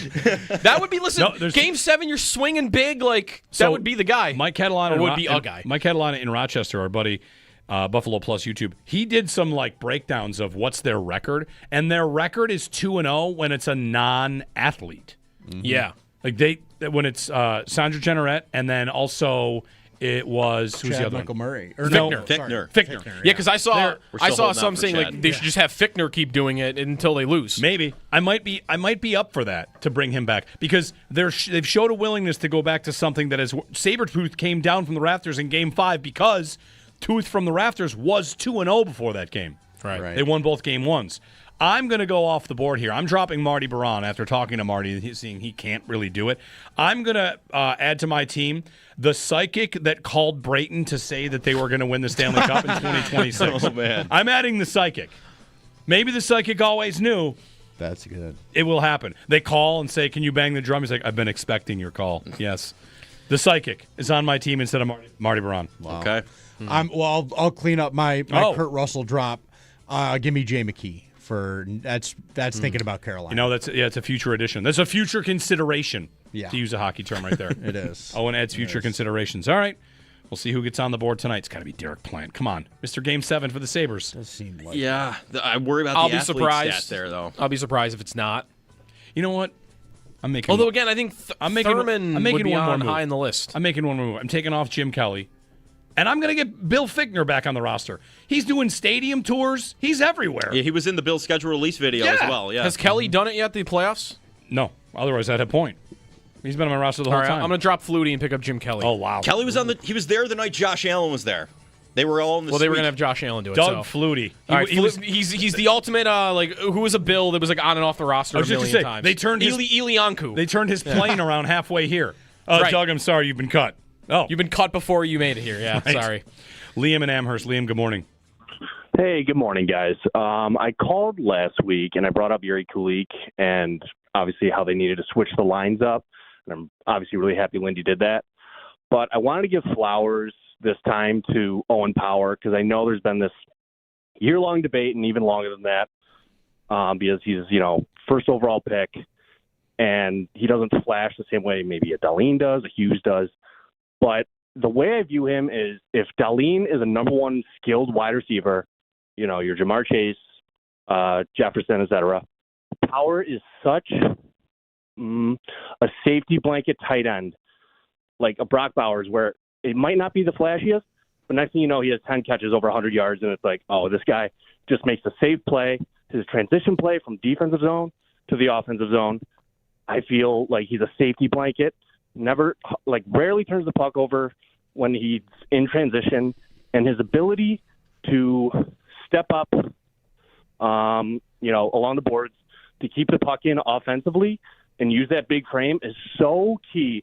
It reminds me such of Victor Hedman that it's just I feel safe when he's on the ice the same way I do with Dahlin, and it's just he's paying dividends, and that's all I wanted to say. So, all right. Thanks, Liam. You doing that comparison, I thought for Power you might have gone like Cole Beasley, Instead he was going down like a Jason Witten type of important, reliable, does what you need him to do, doesn't do everything you would want a player to do. If with the draft status, which I think is a big part of that conversation. I think if Power were a 5th round pick, he'd be the greatest 5th round pick. Sure. Ever, although Ryan Miller was a 5th round pick. He's played the most 5-on-5 minutes of any Sabre in the series, including Samuelson, Dahlin, and all the other defensemen, all the forwards. He's been out there the most. Yeah. All the numbers are good. I think it's more than just, though, to me, like you mentioned, stepping up on the wall, which I do think he's been good at. Offensive zone, he gets in there. For him, it's just getting the puck out more than anybody. Like even Dahlin once in a while will try something that's just a little too cute, and I feel like Power he's going to get this out. Like you are not going to have a turnover and have Montreal running around in your zone. Like if he's got it, even if he's pressured, he's going to get this out one way or another, and it's most of the time going to be to one of your own guys. And he makes so many long stretch passes out of the D zone too, like retrieval, and then like as soon as he turns his head up ice, it's like a 150-foot pass to the blue line. And whether it's a possession play or that player just chips it in, like that is flipping the ice so fast. And it's so effective for them. I think he's been unbelievable in the playoffs. Let's get to, quickly before the break, Mark in Tonawanda. Hey, Mark. Hey, fellas. Thanks for having me on. Just real quick, I think the movie quote has to be sword-related. I've been doing Gladiator. Today was Braveheart. But the point of my call is I say we get rid of the drum altogether tonight. We want to act like we're playing in Montreal. Let's do the stupid torch thing and just, shove it right back at them. And I'm going to have to listen to you boys. Thanks. You want to make it a road game? This was one of my takes from that I teased for later. Is I don't want to do it tonight, though. I'm not ready to do it tonight. Maybe after the season. Drum is going well. I like it. But come on. Do something related to swords. Have a guy next year. Yeah, next year. I don't need to do it tonight, but next year, instead of drum banger, someone pulls a sword out of a stone. Or somebody with a sword chops something in half. I don't know. Now we're signing waivers, and there's danger involved. Something sword. Just the sword out of the stone doesn't have to be sharp. A rounded sword, maybe. Chugs a beer saber. Pulls a beer saber out of the... Yeah, you can figure something out. How about... You want to stick with the flame torch idea? How about igniting a lightsaber? Something sword-related. A flaming sword? Yeah. All of a sudden, light the saber. All of a sudden, the saber lighter. Light the saber next year. That's going to be the new thing. Now we're doing pyrotechnics. But they're not going to let Josh... Pyrotechnics. I mean, Montreal's got flames in the whole building. They're not going to let Josh Allen handle fire. It doesn't have to be real fire. Fake Larry fire? Robinson just walked through fans with a torch. Yeah, but that's a barely... What? It's a tiny little torch. The flame probably turns off. I'm not saying... It's probably got a switch. There's some move here. Something sword related. You're setting a blade on fire. Well, I mean, it could be like you want to just do a Star Wars lightsaber? No. You want to do that? Definitely no. Blade on fire, I mean, you could figure it out. I think you could figure it out without having to sign, like, your life away. Meanwhile, I'm over here. He talked about... Because I don't want Josh Allen being lit on fire. No, that's bad. That would be bad. Sign up for also bad. That would be... In case you thought otherwise. I do think that would be poor. That'd be a poor idea. I looked up quotes about swords. I found a good one. Do a little inspirational quote, including a sword. Stitch it into your jersey next year. 803-0550 is our phone number. Your calls, all this good stuff. Hey, come hang out with us here on WGR.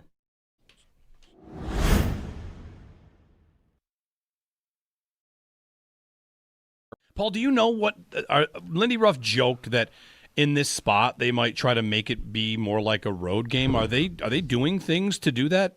Yeah, they're in a hotel. All right. I don't even know if they went home at all. Now, but they might have just to refresh their suitcase or whatever. But they're in a hotel. They're treating it like a road game. I wonder if they get to the next series, if they're going to do that in the next series as well. I mean, or if they just think it's. I mean, it happened against Boston too. They've been so good on the road. I wonder, Paul. I don't know how unique that is. I'm not sure teams do it a lot, but I think it was Ken Danico on NHL Network said that Jacques Lemaire used to do that with them with the Devils in the playoffs. So again, I don't think it's a normal thing, but it makes some sense. Playoff season, go away with the team, kinda, and you're just doing your own thing, as long as the playoffs are going. I'm pretty sure the Bills do that. I was going to say, I think that, football. When they're in the playoffs? Yeah. No, they went to a regular season. Regular season. Regular season. Yeah. So I think it was more common in the NHL back in the Danico days than, because I really haven't heard of it recently. But I'd heard of it back then. So, I don't think the Sabres are doing it. I was going to say I don't think there's anything in the collective bargaining agreement saying you can or can't do it or anything like that. I mean, you used to be able to do a double session practice and be there for 6 hours if you all right, we're starting at 11, we're still sitting there at 3:30 wondering when we're going to talk to the Sabres type of a thing, and they can't do that anymore.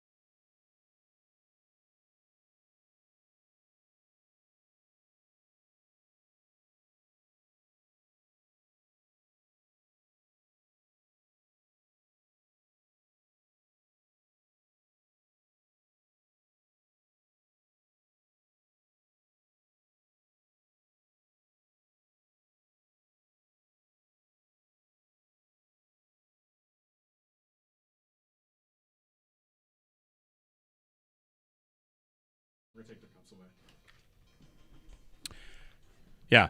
Give me the Legend of Zelda theme because I found this and it inspired me, and I want to inspire the Sabres tonight. Because we had a caller call and give the Bill Pullman speech from Independence Day and the 300 speech and all this. How about this one? A sword wields no strength unless the hand that holds it has courage. That's from Zelda. That's good. Yeah. I don't know who said that, if it was Link or if it was Zelda herself. Anyway. Jeremy and Joe, Game 7 tonight. How about a sword laying down and then the guest forges the sword? They bring down the axe, the hammer, whatever, and then they lift it after that. John Scott tweeted us, by the way, the Cavaliers pull in a the sword NBA out of it? already pull Okay. a sword out of the logo. I had a suggestion also come into me that you hold a bottle of champagne and you strike the cork off with a sword. Ooh. All right. Let's get the party going. Whoever bangs the sword tonight or whoever bangs the drum tonight, depending on who it is, I do think that the drum bang and then like a beer chug or something like that, they get some energy going. Also, I'm ready to take away all of Montreal's Stanley Cups. Good. Not all. Okay, they get 91. They have 24 cups. I'm ready to take away like 20 of them. They had rights to select 2 French-Canadian players until the Sabres existed, until the expansion, before any other team, before the draft. And there were 6 teams. Right. You just got 2 players because of where you are? No wonder they wore 20 cups. Right. You got the first 2 picks of every draft for 50 years. It's kind of nuts. Anyway, thanks to Eric who tweeted, and that's why Perot should bang the drum tonight because they didn't get him. All right, 803-0550, Game 7. We are, nervously talking about literally everything. Jeremy and Joe here on WGR. Paul, do you know what Lindy Ruff joked that in this spot they might try to make it be more like a road game? Are they doing things to do that? Yeah, they're in a hotel. All right. I don't even know if they went home at all.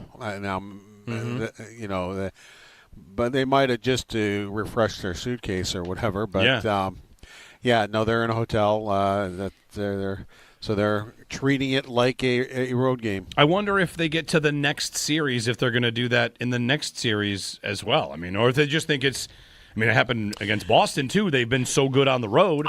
I wonder, Paul, I don't know how unique that is. I'm not sure teams do it a lot, but I think it was Ken Danico on NHL Network said that Jacques Lemaire used to do that with them, with the Devils in the playoffs. So, again, I don't think it's a normal thing, but it makes some sense. Playoff season, go away with the team, kind of, and, you're just doing your own thing, as long as the playoffs are going. I'm pretty sure the Bills do that. I was going to say, I think that, football. When they're in the playoffs? Yeah. No, they went to a regular season. Regular season. Regular season. Yeah. So I think it was more common in the NHL back in the Danico days than, because I really haven't heard of it recently. But I'd heard of it back then. So, and I don't think the Sabres are doing it. I was going to say I don't think there's anything in the collective bargaining agreement saying you can or can't do it or anything like that. I mean, you used to be able to do a double session practice and be there for 6 hours if you all right, we're starting at 11, we're still sitting there at 3:30 wondering when we're going to talk to the Sabres, type of a thing, and they can't do that anymore.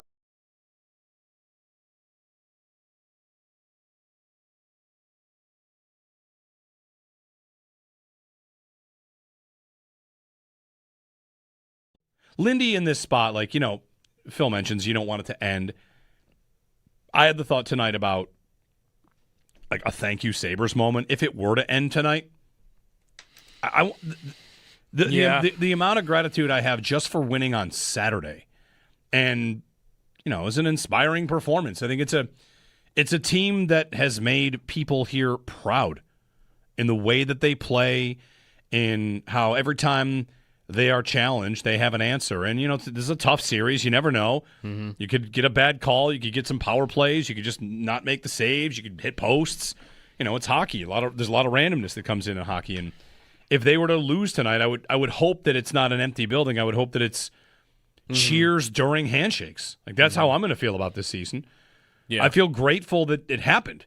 I said to my wife, I'm like, this season is the ultimate whenever it ends. Hopefully it doesn't end tonight, and hopefully we're on to the Carolina Hurricanes. But for me, it's the ultimate don't cry because it's over, smile because it happened season. Yeah. Everything is so back. Everything is back in a way that we probably people didn't. I'll speak for myself here. I wondered if it would ever do this again, ever.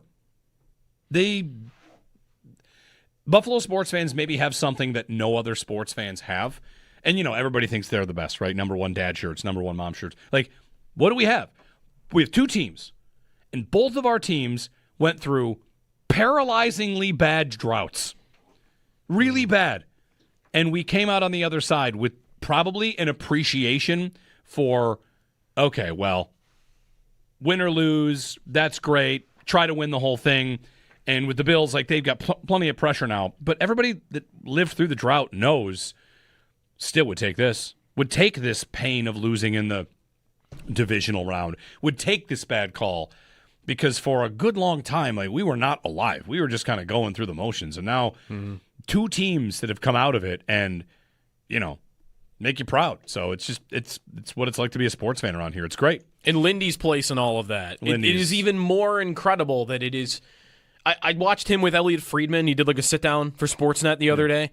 And I'm just watching him sit there talk about this. And I'm like, this is happening with Lindy? It's like, step back for a moment. Like, Lindy. Yeah. He's just like at the front of he's captaining the ship again, however many years after he began here. I mean, if you want to go back to him as a player, it's in the 70s, right? He's drafted in the 70s, and he's still here.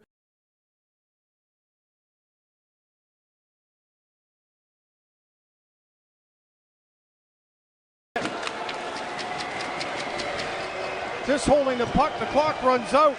Somebody call the Undertaker. The Buffalo Sabres are far from dead. They're alive. They're alive. And they're going to Game 7 in Buffalo. Game 7 back in the 7-1-6 after an 8-3 win over the Habs in Game 6 Saturday night. Looked bleak with the goalie change from Line to Luukkonen early, but they laid it on big from there. 7 unanswered goals. It's do or die, winner take all. Tonight at KeyBank Center. Puck drop set for 7:30. Pregame at 6 right here on WGR. We do have the start of the next series with all others wrapped up. Vegas will take on Colorado in the Western Conference Final starting on Wednesday, and the winner of Sabres Habs will take on Carolina starting on Thursday. That's 12 days of rest for Carolina. Looking around the NFL, Adam Schefter reports the Bills begin OTAs today. NFL owners, they're voting on Nashville hosting the Super Bowl in 2030.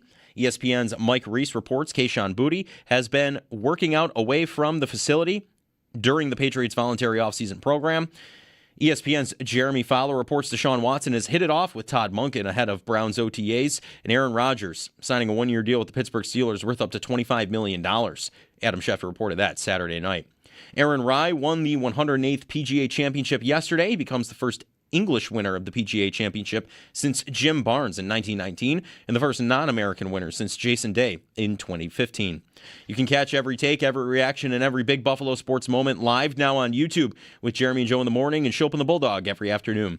Watch your favorite WGR hosts anytime, anywhere, live on air, live on YouTube. Brought to you by Belknap Heating and Cooling. For more comfort and less ka-ching, give Belknap a ring. That's your Paddock Chevrolet Sports Update. Paddock Chevrolet with you for the extra mile since 1935. I'm Joe Cali for Western New York's Voice of the Fan, WGR.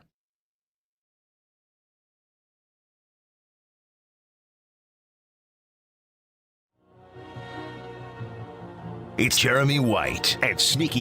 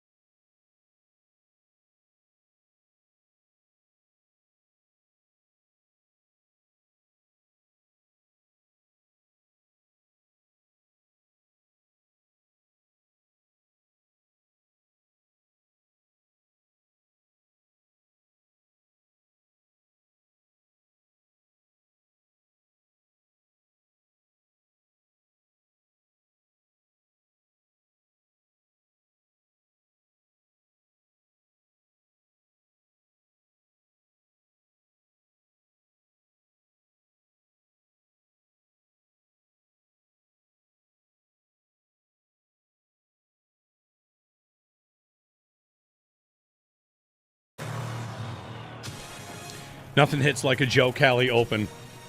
A Joe Kelly 60 minutes blurry face exposing the tobacco industry voice guy open. Jeremy and Joe, Owen Parker, Joe Kelly here.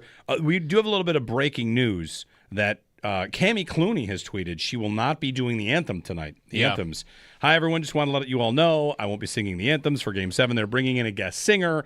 I'll still be hanging party in the plaza, Canal Side. See y'all for home Game 1 of Round 3.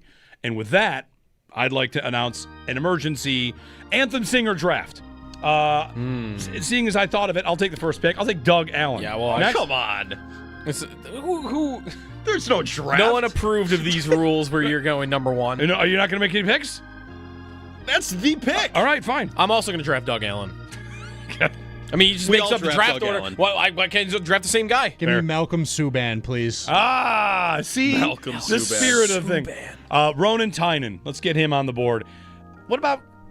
All right, how about... Just really quickly. Michael Bublé. Is it worth considering that for a Game 7... Isn't Barry Manilow in town? Somebody called and was like, hey, Johnny Resnick is like, we're going to do it. Is it not possible that... Who's the American Idol guy? Not that they would just turn... Whatever, it's probably... The American Idol guy. Yeah, John Stevens. What was his name? I wish I could help. It could have been so many people. I don't know. Well, there's a guy from here, is what I'm saying. Oh, there was? Yeah. I don't know. I forget what his name is. Isn't Barry Manilow in town? Barry Manilow was in Barry town Manilow to start Boston, I want to say. Introducing John Stevens. Grammy Award winning. John Stevens finished 6th place on Season 3 of American Idol, but he went to Williamsville East. Wow. Okay. Just saying it. Whatever. It's probably... Thank you. It's probably Doug Allen. All right, I'll take the win. Okay. No, my favorite part about this is... I don't like this. That we had a tweet that came in from Vesterwing. Emergency anthem draft. And I just want to say thank you for getting the show. Yes. And of course, immediately, who could it be? Anyway, no Cammie Clooney tonight. So they're changing up the anthem singer. Is there any other famous... Listen, everything goes in a blender. Recording artist. Somebody else that normally does a thing is now singing the anthem. And now Cammie Clooney's the in-game arena host. We're shuffling lines. You know? They're not doing that. Maybe it's Drake's going to do the national anthem. He's talked about coming here for hockey games before, right? I don't think he's a Leafs fan, so I don't think that fits, but 803-0550. Is there not another famous recording artist from Buffalo? But sure, that's alive and well, obviously. Ani DeFranco. Okay. Famous musicians from Buffalo. Who else? Who's in the mix? No one else is coming to mind. I'm global right now. Who's also the person that's in Passion, the guy that's in Passion Pit, right? Don't they have a person from Buffalo? I don't know what that is. Rick Passion James. Pit? I mean, I don't think that's going to happen. Brian McKnight. Okay. Could Marty do it? Marty who? Marty Braun. No. Put him on the mic. Sing the anthem? He's busy. He's busy. Is there another player on the team with a hidden singing talent? Benson would be the guy. Yeah, probably not. How about bagpipes? Here's one. How about Cannibal Corpse? Cannibal Corpse? What do you think? I'm not sure about that one. Yeah. How about bagpipes? Bagpipe anthem. Could. All right, we'll get to some more serious conversations here. Although I don't know what is more important. It's. I'm just trying to tonight. distract myself from the anxiety of the actual game. Is what I'm doing. So I'm wearing the 06 Tallinder jersey. It is undefeated in these playoffs. It is 3-0. And how come you haven't worn it the whole time? Because what's your problem? Where was it in Game 5? Well, were you wearing Game 5? Obviously, they were never going to sweep through the playoffs. Had I worn it in Game 2 of the Boston series, which I didn't, then it would be useless. It would have lost its powers. Instead, it has perfectly chosen this storyline like Doctor Strange with all the different, and now it's ready for tonight. And it won't be for Game 1 of Carolina. Maybe it'll be every game of Carolina. Did you wear it last game? No. You didn't wear it last game? I did not wear it in Game 6. The season was on the line, and you knew this thing has powers, and you didn't wear it? They didn't need me. Tonight, they need me. Didn't you say an hour ago? I didn't know how great I felt about the I felt the game terrible. going in. I felt bad. Still didn't put the jersey on. I felt. Yes. I am not generally a person that buys into all of the. What's the word? It's not early enough for me to forget the word. The karma. Yeah, superstition. Superstition. Because you've been to 2 games and they've gotten throttled in them both. Yeah, they have. And you're going tonight. I'm going to be there again tonight. But like I am making sure, like period starting, I have to have my jersey on and ready to go for the start of the period. Have you not had it on during the periods? I mean, it was warm a couple of those games. You're just carrying it in the building? Yeah, I'd take it off I'm feeding the baby. I don't want to get it all over or any spit up on my jersey. Fair. Especially the white one. Right. So I'm taking it off during intermission. I'm putting it back. Period starting, got to have it on. All right. Like I'm dressed for the period. Like something superstitious kicks in with this team in the playoffs. Let's get stupid. Real quick question. This is an honest question. If the Sabres called, my buddy Mark texted me this. If the Sabres called Montreal's anthem singer, we're like, yo. The guy from last game? Yeah. We want you to come down. Uh-huh. Would he say no? Is there a price? Well, of course there's a price. There's a price. Hey. There's absolutely a price. We want you to sing in our barn. I don't know the guy's name, but... Well, haven't they had a bunch of anthem singers during this round? Like, they've Montreal. had a couple different guys, right? Maybe. So why not get all of them? You're going to barbershop quartet this thing? Yeah. All the Montreal anthem singers from the series together. Bring in the big guy from Boston. That helped you on the road there. Rene Rancourt out of retirement. Paul on the west side. Paul, good morning.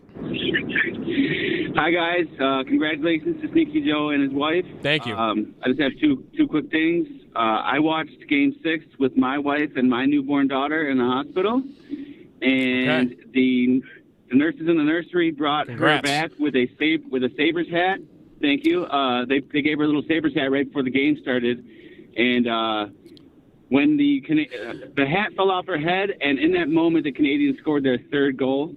It was a bad omen, but then we got the hat back on. We went on to win the game, and it was an incredible experience. She's also very good at keeping me calm during the game. Good for you, by the way, that they had that for you, because I've been looking. There must be a shortage of newborn Sabres clothes out there. Well, You can't find them. But it was definitely the team colors. Okay. All right, that's good. Okay. But and the other point I wanted to make was it was a very long journey, struggle for my wife and I to bring a child into this world. And Jeremy, I've been listening to you for a long time, and the story you shared about your experiences getting to parenthood, it was a source of a lot of perspective and a lot of hope for me. So I just wanted to thank you for your courage and grace of sharing those stories all those years ago. I really appreciated it. Thanks, Paul. And go Sabres. Yeah. Thanks, Paul. Appreciate it. Thanks, Paul. A lot of people, have a journey where it's not as easy as you think it is when you're growing up, and then you get a happy ending. Hopefully everyone out there does. So thanks, Paul, and congratulations to you on the birth of your baby girl. Game 6 in the hospital. I watched Game 3 against Boston in the hospital, I believe. I watched Game 3 or Game 4. I watched. No, it was Game 5 because they lost in overtime. I watched the Sabres play a game in the heat of the drought against the Philadelphia Flyers in the hospital. I'm pulling up the Twins' birthday. They played. It's going to be some game where they were like 20 and 41. Yeah, I'll find it here. Pittsburgh. They played Pittsburgh and they lost 5-2 on my kid's birthday. Sounds about right. Yeah, must have been Philly. Sounds like a drought game. Philly must have been like the next day.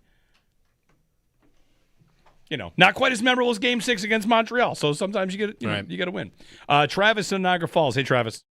How are we doing this morning? Good. So I'm wondering if there's a lot more pressure on the Sabres tonight than we've initially thought, because tonight would complete the Canada Hockey Smackdown, wouldn't it? The Olympic men's, the Olympic women's, and then now the NHL. It's not a bad point. It would be eliminating Canada from. They are the cup. last one standing. That's right. I mean, this is the kind of thing you would get on one of these shows normally. Like, who has more pressure on them, Montreal or Buffalo? I don't know. Do you have an answer there? Do you have a feeling on that? Who's not really? I mean, I don't like that one as much as I like this one. Who should feel better? Right? I thought this going into, if the Sabres had won 5 and Montreal won 6 and they're coming back here for 7, who feels better, right? Montreal had a chance to close out Tampa at home in Game 6, lost. Mm-hmm. Then they won Game 7. So maybe they don't feel all that bad because we did this last round. We'll do it again. We'll go on the road. We'll get 9 shots, and we'll win. They'll probably get more than 9 shots. But, who should feel better, the Sabres or the Canadiens? Who should feel better coming in? I think the Sabres should probably feel better because just recency bias. What was the last thing we saw? You ran them over. Yeah. And new lines and going to their barn and doing it. Like, I think the Sabres should probably feel better.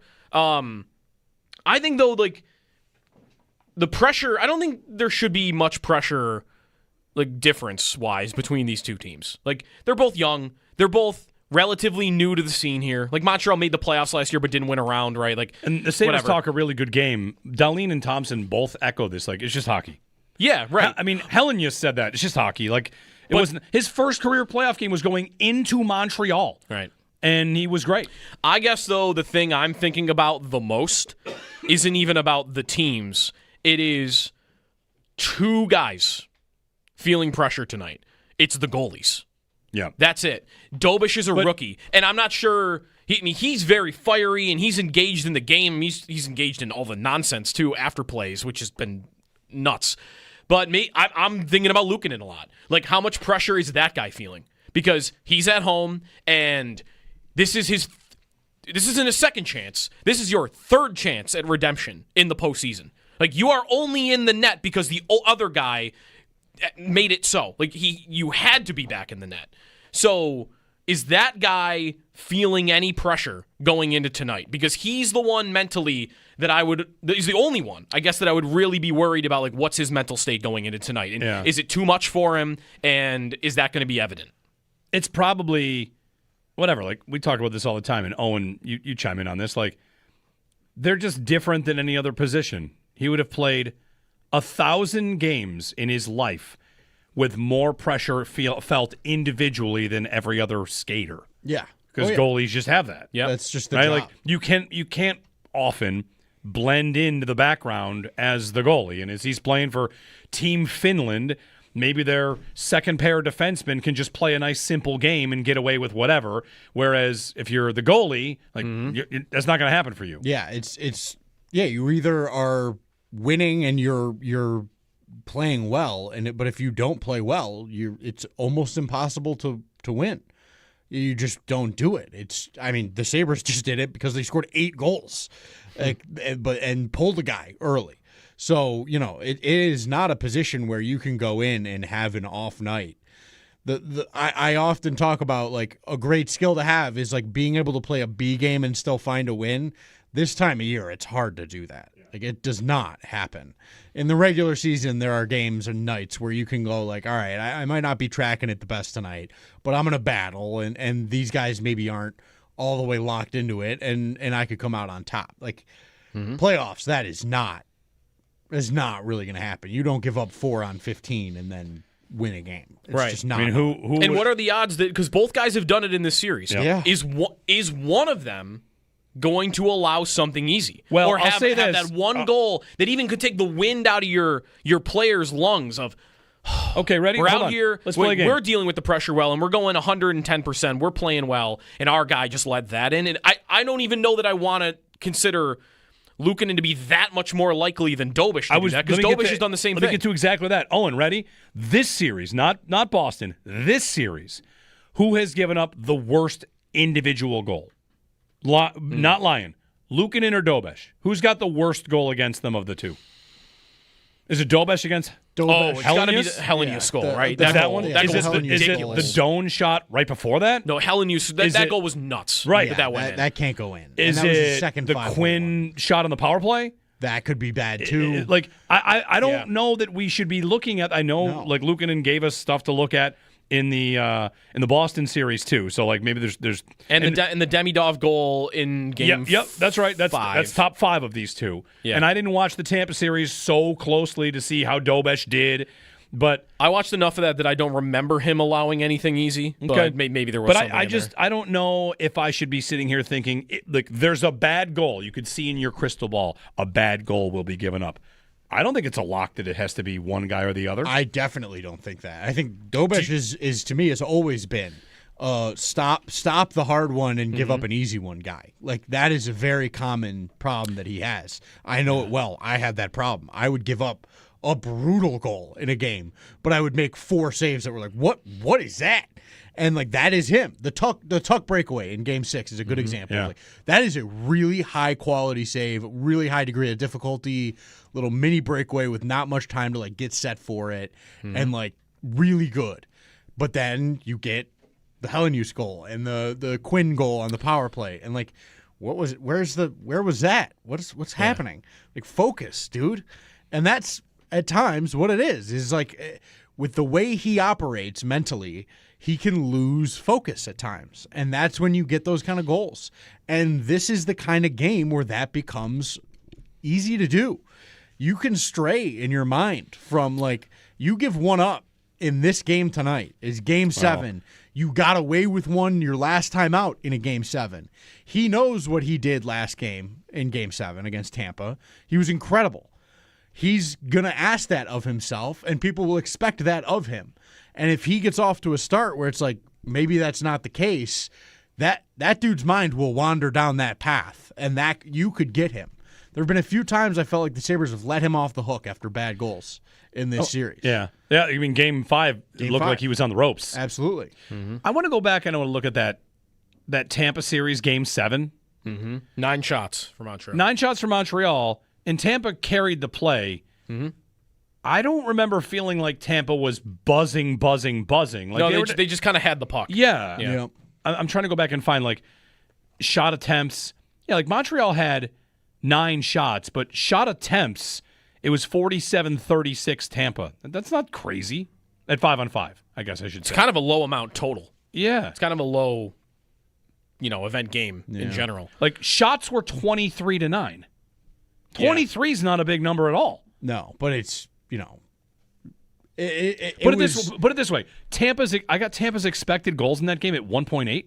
Yeah. At 5-on-5. Yeah. That's the nature of how they play now. I know. They're so, muddy it up, and they knew that they probably couldn't do what the Sabres are doing with Montreal, and they're just like, let's go, let's play. Yeah. So I think it's going to be very different tonight, and I think that look will likely give Dobish much more of a challenge.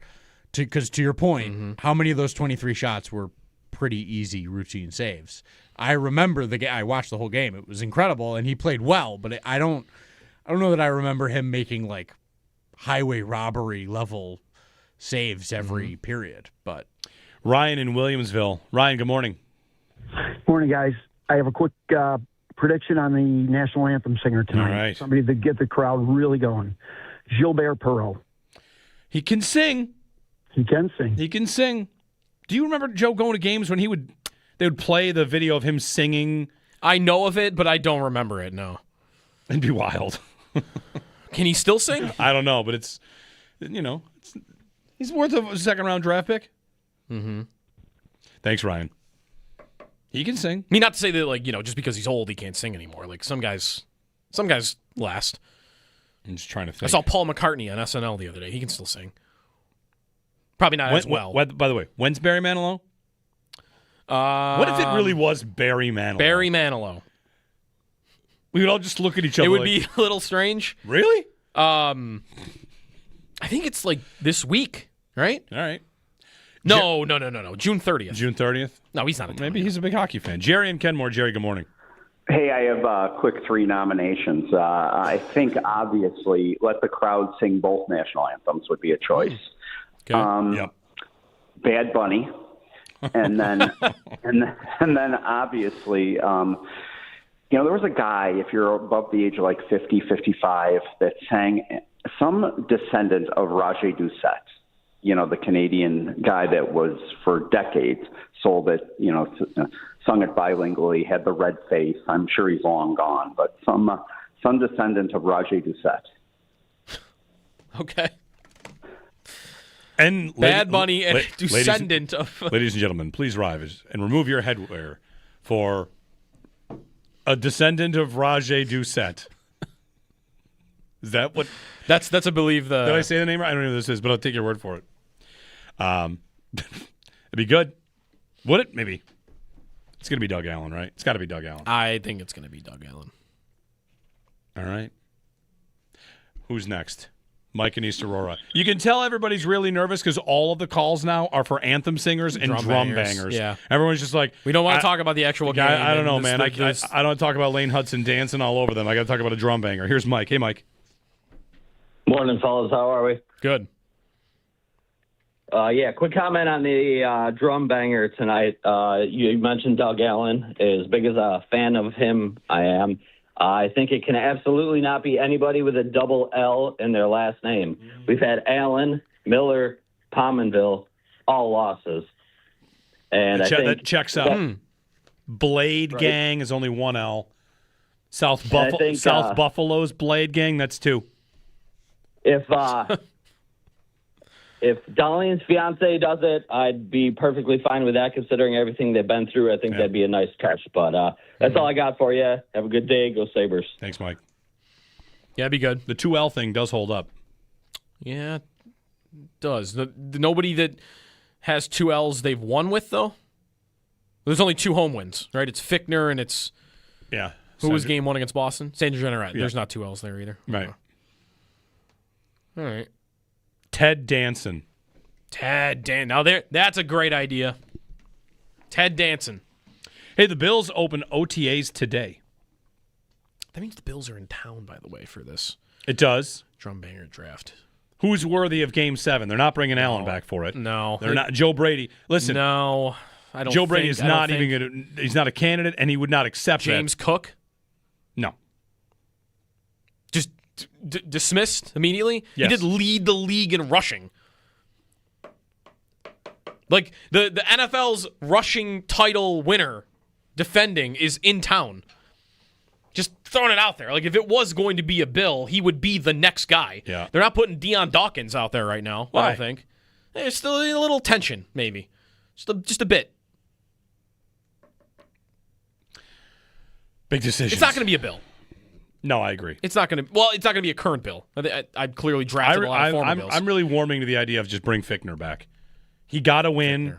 If Sabretooth can come back to the job because they felt like they had something going, then Fichtner can come back. Yeah. We'll get a break in. 803-0550, 1-888-550-2550. I'm already nervous. Tell me the team 10 hours? Tell me the team went 4 for 5 on the power play without telling you. We're talking about drum bangers and anthem singers. They got 4 power play goals in that game. The power play looks good. Yeah, it does. Don't let this team get hot. Benson. It's just Benson. Benson does everything. How much of it is just you put whatever you want fixed, throw him at it. Throw him at the problem. And it power play fixed. Tage fixed. Just like throw Benson at the issue. And do you see, by the way, how he plays backdoor? It was on watch the Quinn goal again, the second one. The Quinn goal from a bad angle. Benson is almost playing goalie. Like he's playing the post on like the far side as though he's a goalie protecting the short side. And he's doing it because he's making himself a backboard. His knee, his body, his stick is almost not even in the play. Watch the Quinn goal back and watch what Benson does. Like, he is making himself a backboard. Like, hey, shoot the puck off of me and into the net. Oh, I love him so much. One thing I'm surprised we haven't seen yet, any sort of like guaranteed 50-50 jackpot in a Game 7 jackpot. For tonight. Yeah. Right? All right. Yeah. We're going down there. It's going to be nice out. There we go. 86 is nice out? 86. Oh, yeah, beautiful. I mean, it's hot. I did have the thought yesterday. Hot? I was out golfing with Owen and Bulldog, and it got warm yesterday, and it always happens this time of year. I had the thought, is it get this hot every year? It's hot. And today, 86, that's hot. It is going to get windy today before the game. Like nice. We're going to gust into the 30s maybe. All right. Midday. That's fine. Get a break in, get more of your calls, 803-0550, 1-888-550-2550. 2 teams enter, 1 team leaves. I mean, they both leave. Advance. Carolina awaits the winner of tonight's Game 7 in Buffalo, the first in 25 years. Good times. What a time to be alive. We'll get more of your phone calls in. Northtown Automotive Extra Point Show, and all that. The coverage continues.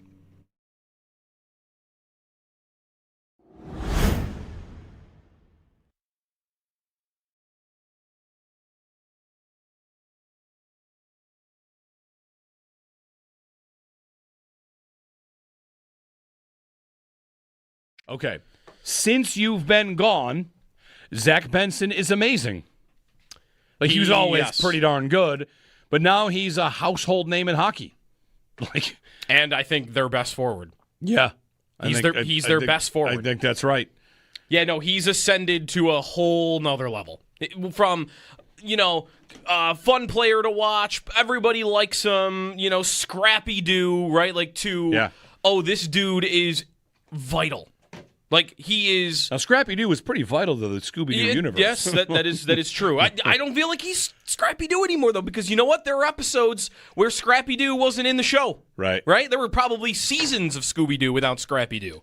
And this dude doesn't take a game off, a shift off. He also, at the moment, is the savior of lines, because he had the fourth line scoring at the end of the regular season. Remember when Carrick scored all his goals? Yeah. Benson Sneaky was Joe on that DiBiase line when here. that was Tell me happening. if this was you, and then 'cause he it went definitely to Doan and Norris, and what happened? That line started producing. And then, Tage hasn't been able to do anything in this series. Let's put Benson with him. Bam. Best game of the series.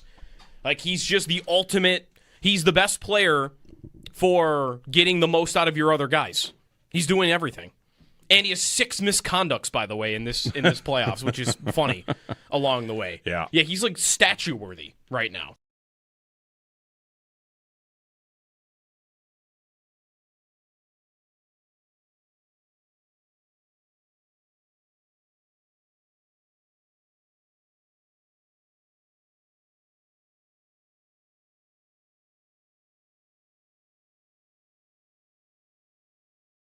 Lindy in this spot, Phil mentions you don't want it to end.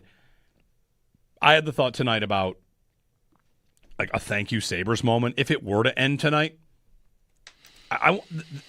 the amount of gratitude I have just for winning on Saturday, and it was an inspiring performance. I think it's a team that has made people here proud in the way that they play, in how every time they are challenged, they have an answer. And, this is a tough series. You never know. Mm-hmm. You could get a bad call. You could get some power plays. You could just not make the saves. You could hit posts. It's hockey. There's a lot of randomness that comes in hockey. And if they were to lose tonight, I would hope that it's not an empty building. I would hope that it's cheers during handshakes. That's how I'm going to feel about this season. Yeah. I feel grateful that it happened. I said to my wife, this season is the ultimate whenever it ends. Hopefully it doesn't end tonight, and hopefully we're on to the Carolina Hurricanes. But for me, it's the ultimate don't cry because it's over, smile because it happened season. Yeah. Everything is so back. Everything is back in a way that we probably – people didn't – I'll speak for myself here. I wondered if it would ever do this again. Ever. Buffalo sports fans maybe have something that no other sports fans have. And, everybody thinks they're the best, right? Number one dad shirts, number one mom shirts. What do we have? We have 2 teams. And both of our teams went through paralyzingly bad droughts. Really bad. And we came out on the other side with probably an appreciation for, okay, well, win or lose, that's great. Try to win the whole thing. And with the Bills, they've got plenty of pressure now. But everybody that lived through the drought knows still would take this pain of losing in the divisional round, would take this bad call. Because for a good long time, we were not alive. We were just kind of going through the motions. And now 2 teams that have come out of it and, make you proud. So it's what it's like to be a sports fan around here. It's great. And Lindy's place in all of that. It is even more incredible that it is... I watched him with Elliot Friedman. He did a sit-down for Sportsnet the other day, and I'm just watching him sit there talk about this scene. This is happening with Lindy? It's step back for a moment, Lindy. Yeah. He's just, at the front of he's captaining the ship again, however many years after he began here. If you want to go back to him as a player, it's in the 70s, right? He's drafted in the 70s, and he's still here.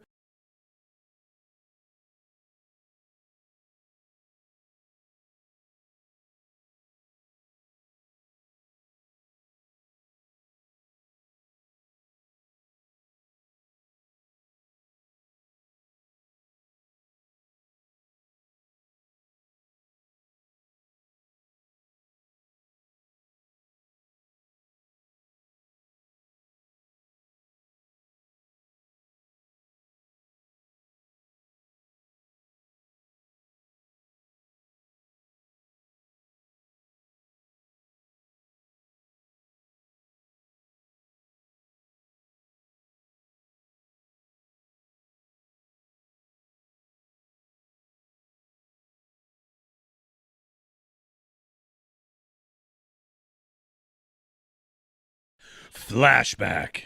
Hughes tapping it behind the net. Yali comes out with it there and banks it off the glass all the way to center. Back again by Duchesne, knocked down by Plant. Plant slides in over the line. Plant cooking shot. Are you ready, Legion of Doom? Here come the Buffalo Sabres. Derek Plant, Game 7, overtime. The only Game 7 the Sabres have won in their franchise history. Tonight, we look for number 2. Did you see the story, Joe? I'm going to get you a story here about John Tortorella, the Vegas Golden Knights, and whether or not the Sabres should take note and maybe do something that is a bit crazy. That in a moment. But first, I want to, of course, thank everybody watching on our YouTube stream. If you're watching, give us a like and a subscribe. And our stream sponsored by Belknap Heating and Cooling. Notice a rattle in your ducts or a rise in your heating and cooling bills. If you do, give Belknap a ring.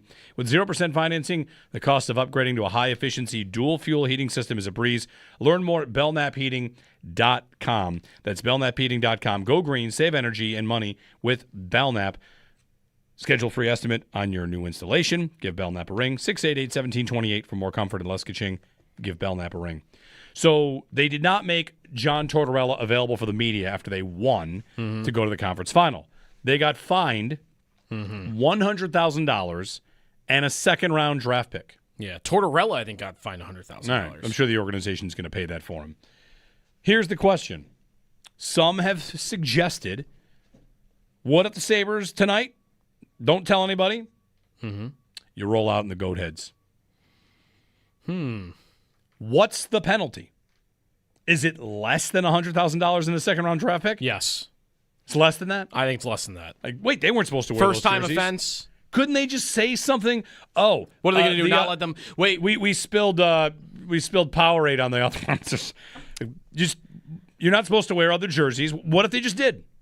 The only thing I would be worried about, because I think, is there another sport where there is something like this? A uniform violation being a penalty in the game?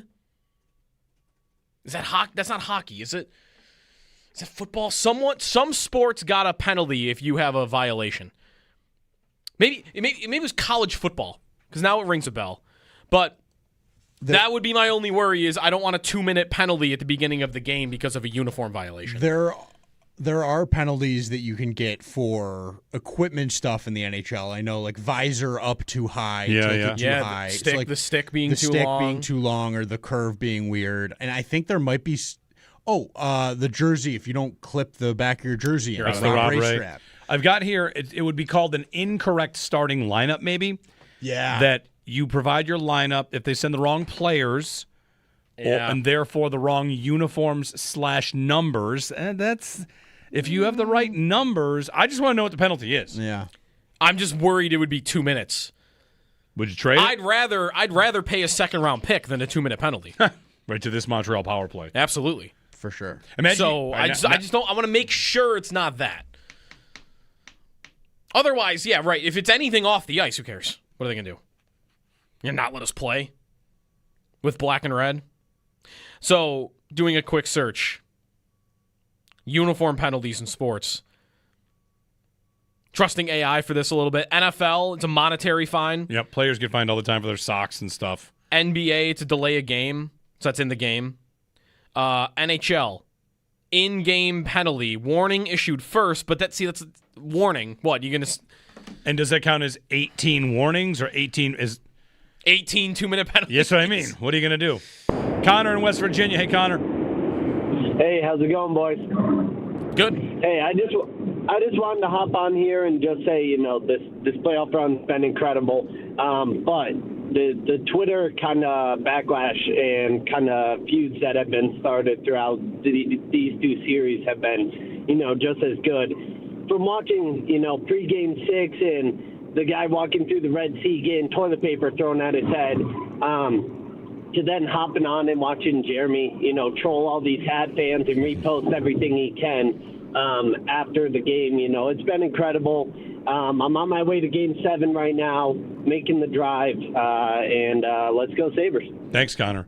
Yeah, I definitely had some fun because, listen, this series has been a lot of worshipping Montreal's support. They're so different. Everything is so different there, and I don't dispute it's an incredible atmosphere. But they're not immune to anything that anybody else is. When the Sabres lose games at home, the narrative becomes, I wonder if there's just too much pressure on those players. Montreal loses games at home. Yeah. I thought that environment was this impenetrable fortress. They're 2-4. Sabres are 2-4. Yeah, they're both the same. Yeah. Montreal fans got after Buffalo fans because when the Sabres lose 6-2 at home, 50 of them gather in the atrium and post it on social media. Like, Montreal fans would never leave a game early. Oh, yeah? Yeah, well, that's all they did. Yeah. They did. 7-3, they went to the exits. Like, I don't think they're bad fans. I think they're just like most of us. Mm-hmm. I might as well beat the traffic. It's 7-3 with 4 minutes left. I think it's safe to go. That said, I'm not going to do that tonight. No score will get me to leave early tonight. 10-0. That would be disappointing. I'm with you. There's no score. Nothing. We have not really. We've had one really close game right to the very end. Like, and I mean, right to the very series, end. In this series, game 4. Like, final minute, game is on the line. It's a 1-goal hockey game. Like, is game 4 the only one? Game 4 is it. Benson scores on the power play. Because I was imagining that, like, man, how stressed am I going to be tonight? Like, if the Sabres are up by 1 minute to go and Montreal's got the goalie pulled, like, I'll feel good, but I'll be stressed. And then I'm thinking that has not happened in this series other than game 5. Yeah. Or, excuse me, game 4. It's funny, like, if they are able to win tonight and win convincingly, whichever team does it, you'll go back in the series and you'll kind of readjust all the games to fit who won it. And watch how easy it is to do for the Sabres. Game 1, they were much better, right? Yeah. Game 4, they are better. Parade to the penalty box for 2 periods. Right. Then they get a power play goal in the third and win. They also get a goal off a stanchion. Right, fair. Game 5, they're the better team until a couple of leaky goals get in. They also scored some leaky goals themselves. Game 6, dominant. Game 7, dominant. There's your 4 games. I mean, really, I don't even know if any of that made sense. I'm just talking to myself at 10 o'clock today. I just think, really, like, however, if either side wants to sell at the end of this series that one team was significantly better than the other, then I think that's just wrong. Like, if you want to tell me the Sabres are a little bit better talent-wise, whatever the reason is. You want to tell me Montreal's a little bit better at the end of tonight because of some reason. Fine, but these two teams are pretty darn close, and everything tells you that. The regular season, it was 2 game wins for Montreal, 2 wins for Buffalo, and the score was 13-13. Yep. And in this series, I think it's Montreal slightly ahead if you were to look at, like, total goal differential, whatever. Like, here we are in Game 7. Like, there's not a lot separating these two teams. So it could be a bounce. It could. Larry and Clarence. Hey, Larry. Hey, guys. How we doing today? Good. We're great. I love to talk about the anthems, the drums. My take on the road game, can we make it? I get it. The Sabres stayed at a hotel. They're doing their part to make it feel like a road game. What can we do as fans? Can we all wear red or Montreal stuff to the game, have like a bit of a red out? Can we get some Let's Go Habs chants from time to time during the game? An anthem singer. Can we find an anthem singer that can do the Canadian anthem in French? I mean, it's I don't know what the reason they can't win at home, but, you know, whatever you got to do, it's the playoffs. It's that crazy time of year. You got to do what you got to do. But in all honesty, I think it's going to come down to where even if the Sabres just get average goaltending, we don't need Ryan Miller-level goaltending tonight. Even if we get average or slightly above average goaltending, I can see the Sabres kind of scoring a quick goal, getting in Dobish's head, and hopefully just take advantage and run them out of the building. That's all I got to say. Go Sabres and enjoy Game 7, boys. Thanks, Larry. Enjoy the game. That's an interesting prospect. Is like, would you take average goaltending tonight? Because to me, is that just a quality start? What is that? You're saying goals saved expected is even. It's a 0. Yeah, it's somewhere goals in between. Saved above expected. It's somewhere in between what Lyon did last game and Luukkonen stealing the game. It's something in the middle. Maybe there's a goal you don't like, but in large part, it's not that bad. Maybe there's 3 goals allowed. However you want to qualify that. To me, what that sounds like, though, is if I get average goaltending tonight, what you're doing is you're making a bet on Buffalo being the better team. Mm-hmm. Because if I get average goaltending and the Sabres outplay Montreal, you should win that hockey game.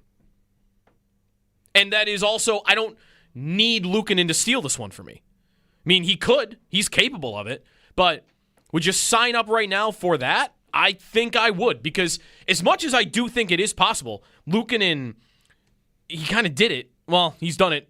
Which is Game 4, the Sabres were so good. Other than the penalties. I think Luukkonen is capable of stealing a game. He's got that in him. Mm-hmm. But I am more worried about the other extreme of it. So if you told me he will not lose you the game tonight, I think I'm going to sign up for anything. Because that's the thing I'm most worried about going into tonight. It's just that. Quick question brought up in the chat. I think it's Eric that asked this question. That how sure should we be that it's Dobish? Oh, 100%. I agree with that. Andrew, I have no thought at all. Fowler also allowed a pretty soft goal in like the 3 minutes he played. Fowler is supposed to be the future. He's a stud. Yeah, supposed to be their future. And if they wanted to get real nuts, they could he throw was him in. supposed to be there. Is he still? I think still, yes. I think he's that talented that even though Dobish has done what he's done, that it's still Fowler. I did think about that during the game, but similar to how I thought about what you do with Luukkonen or Lyon, I pretty quickly got to like you got to go Dobish. You dance with the girl. You dance with your date. I mean, right. He's been too good. He won Game 7 for you last round. Right. So you gotta do it. But it would be I think either coach switching and taking the unexpected guy would be a crazy, gutsy move, but I could see the argument for both. So I think it's interesting. But I would be stunned if we don't see Luukkonen v. Dobish tonight. Which would you prefer? These questions are always cheating because you know the outcome. A 6-0 win or a 2-1 double overtime win? I mean, I don't want to be up that late, but is there any debate that the 2-1 double overtime win would provide a much more memorable moment for the next 50 years? 6-0 would be great. They beat the Flyers 7-1 in Philly to close the series. That was in Game 7, though. That was a Game 6, sure. 6. But if they'd won that game in overtime, it would be remembered like Pominville. Instead, they just won 7-1, and we just think like, oh, that was a good game. When you get the moment, you don't get to trade those in. Those are like if they had Pasternak scores for Boston. If somebody had scored there instead of the Game 6 win, that's different. That lives forever. Whereas what was Game 6? They were just a better team. Yeah. The Benson goal, which was amazing. Right. Owen went on that trip. So we have that. Yes. But the series clinching goal. Why is Derek Plant famous? Yeah, that's why. If they win that game 4-0, they win the game. Derek Plant doesn't have. And it's a footnote if he scored. Mm-hmm.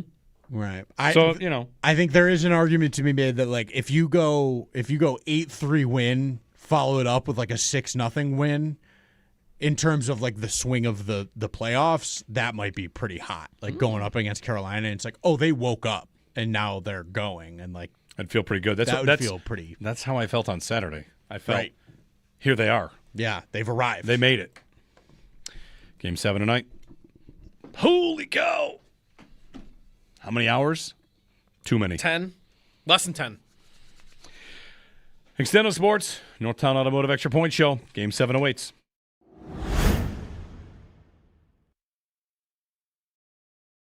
A lot of craziness, Paul, and of course, like what's happened in goal has been crazy as well. Luukkonen going in and stopping the bleeding. He didn't have much work in Game 6, but just talk to us about what's going on in goal. I would think it's got to be Luukkonen tonight. Alex Lyon, he's off the hook, which I'm so glad for him. That would have been probably really tough to deal with if the season comes to an end, and that's how it comes to an end. But it kind of felt like in the moment that their rotation and all that was happening here is really, I don't know, Paul, for lack of a better term, they're turning into pumpkins, right? Like, and now Luukkonen has another chance here for the redemption story. Well, his last 2 road games have been really good. I mean, at the end of the day, he played just under 50 minutes and had an 18-save shutout in those 50 minutes. He played most of that game. It was not Alex Lyon's night, let's face it. The team was not playing poorly, but he let in a couple of goals that shouldn't have gone in, and Lindy Ruff pulled it, and it just seems like right now both goaltenders are extremely inconsistent, which of course would be a problem. So we'll see if I would have guessed Luukkonen. Yeah, you're right, but we're guessing. Let's see if he can play better in this home game than he did the last home game. But let's not forget either, the team didn't play great in front of him in the last home game, where the 2 road games, they did play very well in front of him. That line came to life when Helenius went on it. Like, yes, really. It did. Yeah, really, that's it. Helenius is awesome. So good. He's awesome. Helenius? Helenius. Yeah, use. The word use. Helenius. In the second part. 3 syllables. He said it. It's Helenius. Helenius. Yeah. I'm sorry. I'm just going to play amazing defense and then all the time find myself in position to score? Yeah. Sounds good. And he also deserved... Doing it at center. I don't think he was playing center when he was here in January. No, he is now. And that line has been great since he showed up on it. In fact, I was just telling you during the break, there's a guy that does a bunch of hockey coaching stuff, advanced numbers. His name is Jack Han, and coaching consultant in the NHL. And he did a thread about Helenius and how what he brings to the Sabres through the middle and how they can change their lines with him in there has exposed Montreal's transition defense, and it's a very, very key reason why all of a sudden the Sabres look better. Like, he goes in, and you're better. So he'll never go down again. They just had a guy capable of playing second line center, just chilling role, just waiting, popped right into the series. That is insane. It's kind of what Ostlund did in the Boston series, even though he got knocked out. Like, a guy came in, a young guy, and he's just up to the task.